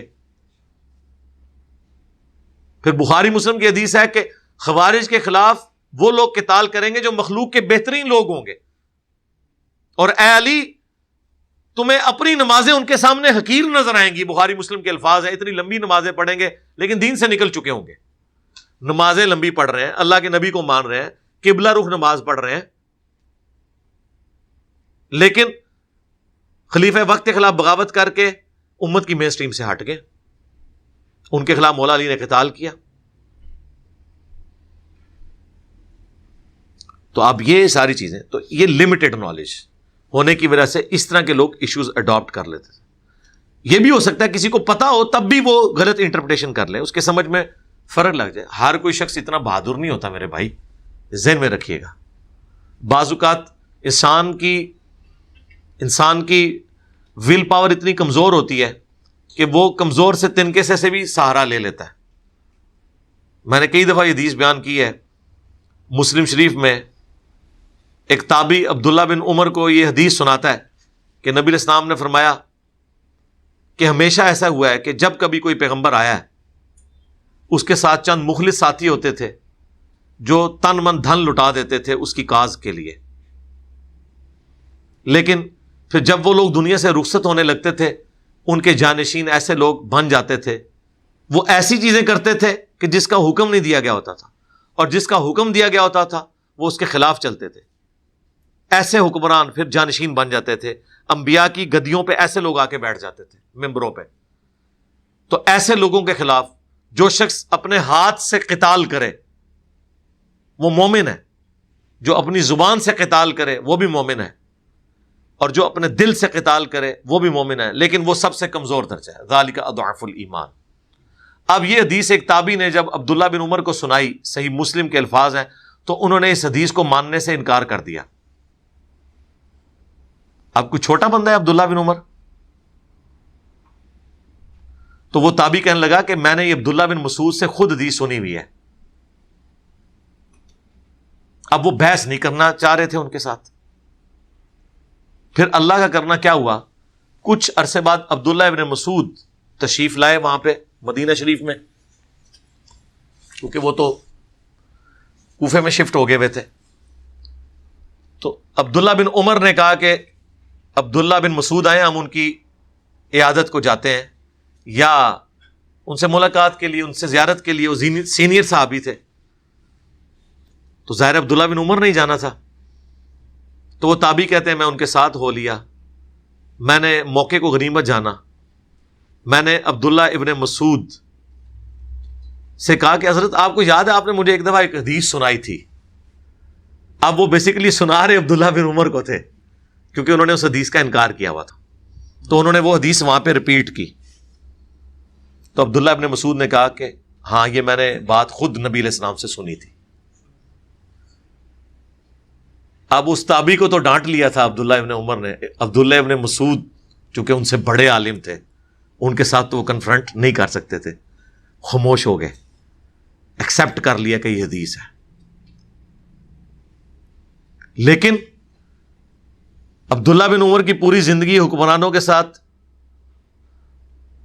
اس اعتبار سے سولوشن اینڈ پہ وہ رہتے تھے، کنفرنٹ نہیں کرتے تھے، اور وہ ریزن ہمیں پتہ چل گئی، وہ یہ حدیثیں ان کو نہیں پتا تھی، ادروائز اسی لیے تو میں نے کہا تھا the difference between the natures of Ibn Umar and ابن علی. ایک طرف پیسو مزاج ہے عبداللہ ابن عمر کا، انٹروورٹ، ایک طرف ایکسٹروورٹ ہے حسین ابن علی، اور ان کا ایکسٹروورٹ ہونا بنتا ہے کیونکہ حسین ابن علی کا غلط چیز کو تسلیم کرنا اس کو دین بنا دے گا، کیونکہ وہ وارث رسول ہیں، آل محمد ہیں. اللہم صلی علی محمد و آل محمد. اللہ نے پہلے بنی اسرائیل کو چنا تھا، اب بنو اسماعیل کو جہان والوں کے لیے چنا ہے. تو حسین ابن علی نے کمپرومائز نہیں کیا. البتہ پھر المستدرک للحاکم میں ہے، مجموع الزوائد میں ہے، اپنی آخری عمر میں عبداللہ بن عمر پچھتاتے تھے، وہ کہتے تھے مجھے کوئی غم نہیں، میں نے کبھی نماز روزہ ان چیزوں میں کوئی سستی نہیں کی، البتہ مجھے یہ غم رہے گا کہ میں نے علی ابن ابی طالب کے ساتھ مل کر باغی گروہ کے خلاف قتال کیوں نہیں کیا. حضرت علی کی شہادت کے آلموسٹ 34 سال کے بعد 74 ہجری میں عبداللہ بن عمر کو یہ بات سمجھ آئی، جب خود اسی بنو امیہ نے جن کے ساتھ پوری زندگی وہ کمپرومائز کرتے رہے، حجاج ابن یوسف نے ان کے پاؤں میں نیزہ مروا دیا تھا، بخاری میں آتا ہے، پھر عیادت کے لیے بھی پہنچ گیا وہاں پہ اور وہ شہید ہو گئے اسی زخم کے اندر. حضرت علی کے ساتھیوں کو جو اس وقت بات سمجھ آئی عبداللہ بن عمر کو حضرت علی کی شہادت کے 34 سال بعد سمجھ آئی.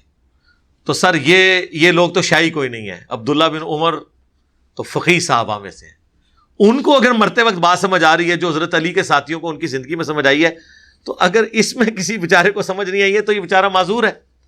ہم نے تو وہ دیکھنا ہے کہ نبی علیہ السلام نے کیا فرمایا. اور آج تو ہمارے پاس اتنا ڈیٹا موجود ہے قرآن و سنت کی فارم میں کہ ہم بڑی آسانی سے ڈیسائیڈ کر سکتے ہیں ماضی میں دیکھ کے کہ کہاں پر کس سے کون سا معاملہ مس ہینڈل ہوا. اس زمانے میں کسی کو ایمبیگوٹی ہو سکتی تھی. جناب آج آپ کے پولیٹیکل لیڈر کتنے جھوٹے وعدے کر کے آپ کو بت بنا رہے ہیں اس جدید دور کے اندر بھی، اور لوگ جینولی بلیو کرتے ہیں کہ یہ واقعی اس طرح ہے. میں پھر وہ نام نہیں لیتا، سارے ہی اسی کیٹیگری میں آتے ہیں. ٹھیک ہے، مذہب کو یوز کر رہے ہوتے ہیں اپنی سیاست کو چمکانے کے لیے. ٹھیک ہے، جھوٹے وعدوں کو یوز کر رہے ہوتے ہیں. بعض تو رونا دھونا شروع کر دیتے ہیں پبلکلی تاکہ لوگ یقین کر لیں کہ یہ بالکل سچ بات بول رہے ہیں، اور اتنی جوش میں تقریریں کرتے ہیں، بندہ کہتا ہے یار کیا بات ہے جی. آج کے اس دور میں بھی لوگوں کو بت بنایا ہوا ہے پولیٹیکل لیڈرز نے، تو اس زمانے میں آپ سوچیں کہ کیا کچھ نہیں ہوتا ہوگا. شام کی جامع مسجد کے اندر جب حضرت عثمان غنی کا خون آلود کرتا جا کے لٹکا دیا جائے اور پورے اہل شام کو اس پہ آمادہ کیا جائے کہ حضرت عثمان مظلوماً شہید ہو گئے ہیں اور بدلہ ہم نے علی سے لینا ہے، جس بیچارے کا کوئی لینا دینا ہی نہیں ہے. حضرت علی کے دور میں تو حضرت عثمان شہید نہیں ہوئے تھے، حضرت عثمان تو اپنے دور میں خود شہید ہوئے تھے. حضرت علی تو ان کو بچانے والوں میں شامل تھے. ہزاروں صحابہ مدینے میں موجود ہیں، کوئی ان کی حفاظت کے لیے نہیں آیا کیونکہ نالاں تھے ان کی پالیسیز کی وجہ سے. حسن و حسین ان کے دروازے پہ پہرا دیتے رہے. اور یہ وہ روایتیں ہیں جو شیعہ بھی مانتے ہیں، صرف سنیوں کے ہاں نہیں ہیں. جرم کس نے کیا اور کھاتے میں حضرت علی کے فٹ ہو گیا اور ہزاروں لوگوں کی مت مار دی. جنگ صفین اسی وجہ سے ہوئی. اور یہ خون آلود کرتے اس زمانے میں جو لوگ لٹکا رہے تھے نا، آج بھی یہ چیزیں سوشل میڈیا کے اوپر کلپس کی فارم میں، پوسٹوں کی فارم میں، آج بھی پولیٹیکل لیڈر یہ خون آلود کرتے ہیں جو لٹکا رہے ہیں لوگوں کو دھوکہ دینے کے لیے. ایک ہی بات کے بارے میں مختلف پولیٹیکل لیڈرز کے مختلف ورژن آ جاتے ہیں. عام آدمی پاگل ہو جاتا ہے، یار میں کس کی بات سنوں کس کی نہ سنوں. اس زمانے میں تو پھر آپ سوچ سکتے ہیں انفارمیشن کی کمی کتنی تھی. تو لوگوں کو بت بنانا، پاگل بنانا، اپنے پیچھے لگا لینا آسان تھا. آج بھی اگر دنیاوی تعلیم نہ ہو، سوشل میڈیا نہ ہو، تو جو تھوڑا بہت لوگوں کے دماغ کھلے ہیں یہ بھی نہ کھلتے. سب سے بڑا ثبوت یہ ہے کہ پاکستان کے پولیٹیکل سسٹم میں اسٹیبلشمنٹ کی جو انوالومنٹ ہے، جو آج تک بہت کم لوگوں کو پتا تھی، آج ہر بچے کو پتا چل گئی ہے. ہمارے ماں باپ، ان کے ماں باپ بالکل اس حوالے سے زیرو تھے. اس زمانے میں کوئی لاکھوں میں ایک بندہ اس طرح کی بات کرتا تھا نا تو لوگ کہتے تھے نہیں یہ تو غدار وطن ہے، ایسا نہیں ہوتا. اور آج بچہ یہ بات کر رہا ہے. الٹا جو یہ کام کرنے والے ہیں نا وہ بھی کہہ رہے ہیں کہ ہمارا پالیٹکس سے کوئی تعلق نہیں، ہم نیوٹرل ہیں. تو پہلے آپ مانیں کہ آپ کے سارے بڑے، یہ جو ایوب خان سے لے کے پرویز مشرف تک اور ایون بعد میں بھی جو یہ پنگے لیتے رہے ہیں، یہ غلط کرتے رہے ہیں، یہ مانیں. تو اتنے سالوں، 70 سال بعد اس قوم کو پتا چلا ہے کہ اس ملک کے ساتھ کیا ہوتا رہا ہے. اور یہ بھی اگر عمران خان صاحب حفظہ اللہ تعالی اس طرح نہ نکالے جاتے حکومت سے تو ابھی بھی کئی لوگوں کو یہ بات نہ پتا چلتی. تو اس لیے معاملات بعض اوقات اس طریقے سے جذباتی طور پہ لوگوں کو ایکسپلائٹ کیا جاتا تھا اس زمانے میں بھی، آج بھی لوگ کر رہے ہیں. مذہبی پیشوا بھی آپ کے یہی کر رہے ہیں، نہیں کر رہے. آپ نے اپنے ملک میں کسی کو بدنام کرنا ہے، اسے آپ کہتے ہیں یہود و نصارہ کا ایجنٹ، یہ اسرائیل کو تسلیم کرنا چاہتا ہے، یہ انڈیا کا ایجنٹ ہے. اب کسی نے اس کی تحقیق نہیں کرنی، بس صرف مشہور کر دینا ہے، قوم اس کے پیچھے لگ پڑے گی. مولانا فضل الرحمان صاحب نے ایٹ لیسٹ اپنے ماننے والوں کو تو منوا لیا نا کہ عمران خان صاحب یہودیوں کے ایجنٹ ہیں. وہ بجائے چیختے رہے کہ میں اسرائیل کے خلاف بولتا ہوں، ٹھیک ہے جی میں نے تو اسٹیبلشمنٹ سے پھڈا لے لیا اسرائیل کے تسلیم کرنے یا نہ کرنے کے اعتبار سے، وہ قسمیں اٹھائیں بے شک، لیکن جتنے لوگوں تک بات پہنچ چکی ہے وہ تو انہیں یہودی ایجنٹ مانیں گے. تو کہیں گے تو ڈاکٹر سرار نے تو پہلے ہی بتا دیا تھا، ڈاکٹر سرار نے تو ویڈیو میں بتایا ہوا ہے عمران خان کے بارے میں. اس وقت 90s کے اندر جب ان کی شادی ہوئی تھی، وہ یہودیوں کی، وہ اس فیملی کے ساتھ ان کا جب تعلق بن گیا، حکیم سعید صاحب نے تو کتاب میں لکھ دیا. اب وہ تو عمران خان صاحب کو قبر تک ہانٹ کر رہا ہے، ٹھیک ہے، ان کے لیے خطرناک ہوا ہے وہ. تو بس، لیکن وہ تحقیق کسی نے نہیں کرنی یار. کسی کی اسیسمنٹ تھی، جب تک آپ کے پاس پراپر ثبوت نہ ہو آپ کسی کے بارے میں کوئی رائے قائم نہ کریں. اس طرح آپ کسی مسلمان کلمہ گو اہل قبلہ کے اوپر پلیز اس طرح کے الزامات نہ لگائیں، اللہ سے ڈریں. اور یہی بات میں عمران خان صاحب اور ان کے ماننے والوں کو کہوں گا کہ آپ بھی جو دوسروں کے بارے میں الزامات لگاتے ہیں، ثبوت کے بغیر آپ الزامات نہ لگائیں. قرائن کی روشنی میں تو کچھ بھی بتایا جا سکتا ہے. یہ جو ایک فراڈ ہے نا، ایسٹ بیانڈ مینز، یہ دنیا میں ہر انسان کے اوپر بنایا جا سکتا ہے. یہ ایک ایسی چیز ہے کسی کے اوپر بالکل جو فیئر بھی ہو نا اس کے اوپر بنایا جا سکتا ہے. ہر چیز نہیں کوئی ہوتا ہے. اب میرے پاس کروڑوں کی ملکیت کا مکان اور وہ چیزیں موجود ہیں، آپ کہیں گے جی آپ کی تو تنخواہ اتنی تھی، مجھے پتا ہے وہ کیسے ہوا ہے. میں نے جس زمانے میں خریدا وہ سستا تھا، اس وقت میرے والد صاحب نے مجھے کچھ پیسے دیے، اس وقت زمین میں نے لی 35,000 روپیہ مرلہ، آج وہ 10 لاکھ روپے مرلہ ہے. چند سالوں کے اندر وہ بڑھ گیا ریٹ. اب مجھے کہنے جی آپ کی تو پوری زندگی کی تنخواہ اتنی نہیں بنتی جتنے کا مکان کے آپ مالک ہیں. تو اب میں وہ کہاں سے وہ ساری چیزیں بتاؤں گا؟ کچھ چیزیں تو ریٹرن میں ہوں گی. اب ظاہر باپ بیٹے کو جب دیتا ہے تو وہ ضروری نہیں کہ بینک کے تھرو ٹرانزیکشن کرے، بائی ہینڈ بھی دیتا ہے. ان کے پاس اگر کوئی زیور ان کا اپنا موجود ہے تو مجھے دیں گے کہ یہ بیچ کے تو یار یہ پیسے لگا لو. اب مجھے بتائیں اس کی ریسپٹ میں نے سنبھال کے رکھی ہوئی ہوں گی. ابھی بھی کروڑوں کے کاروبار زبانی کلامی ہو رہے ہیں، کسی کے اوپر بھی آپ کو الزام لگا سکتے ہیں. جب تک ثابت نہ ہو آپ کوئی رائے قائم نہ کریں. ثابت اس نے کرنا ہوتا ہے جو الزام لگاتا ہے کہ ہاں، یہ نہیں کہ بادی النظر میں ایسا لگتا ہے. بادی النظر میں تو میرے بھائی کوئی بندہ نہیں بچے گا، یہ میں آپ کو بتا دوں. جوڈیشری اس کے اوپر چلتی ہے کہ آپ چیز ثابت کریں. اگر ثابت نہیں کر سکتے اللہ خود بدلہ لے گا، دنیا میں مکافات عمل کے ذریعے، آخرت میں عذاب کے ذریعے. آپ بری عزم ہیں اس حوالے سے. آپ کی پرچیاں ختم ہو گئی ہیں، لہذا جن لوگوں نے دعاؤں کے لیے کہا ہے میں ان کے لیے دعا کر لیتا ہوں. اللہم انی اسألک بانک انت اللہ لا الہ الا انت الاحد الصمد الذی لم یلد ولم یولد ولم یکن له کفوا احد وإلہکم الہ واحد لا الہ الا هو الرحمن الرحیم. الف لام میم اللہ لا الہ الا هو الحی القیوم اللہم صلی علی محمد وعلی آل محمد اللہم ربنا آتنا فی الدنیا حسنہ وفی الآخرۃ حسنۃ وقنا عذاب النار ربنا آتنا من لدنک رحمۃ وہیئ لنا من امرنا رشدا لا الہ الا انت سبحانک انی کنت من الظالمین اللہم اغفر لحینا ومیتنا وشاہدنا وغائبنا وصغیرنا وکبیرنا وذکرنا وانثانا اللہم من احییتہ منا فاحیہ علی الاسلام ومن توفیتہ منا فتوفہ علی الایمان۔ اے اللہ ہمارے ماں باپ کی، ہمارے بیوی بچوں کی، پوری امت کی مغفرت فرما۔ اے اللہ ہمارے ماں باپ کی، ہمارے بیوی بچوں کی، پوری امت کی تمام دینی، دنیاوی، جسمانی، روحانی، ظاہری، باطنی پریشانیاں، تکلیف، مصیبتیں، دکھ، بیماریاں، دشواریاں دور فرما۔ جن جن بھلائیوں کا سوال تیرے محبوب صلی اللہ علیہ وآلہ وسلم نے تجھ سے کیا ان کے حق میں قبول و منظور فرما۔ جن جن چیزوں کے شر سے تیرے محبوب علیہ السلام نے تیری پناہ طلب کی، ہم تمام مسلمانوں کو ان چیزوں کے شر سے اپنی پناہ عطا فرما۔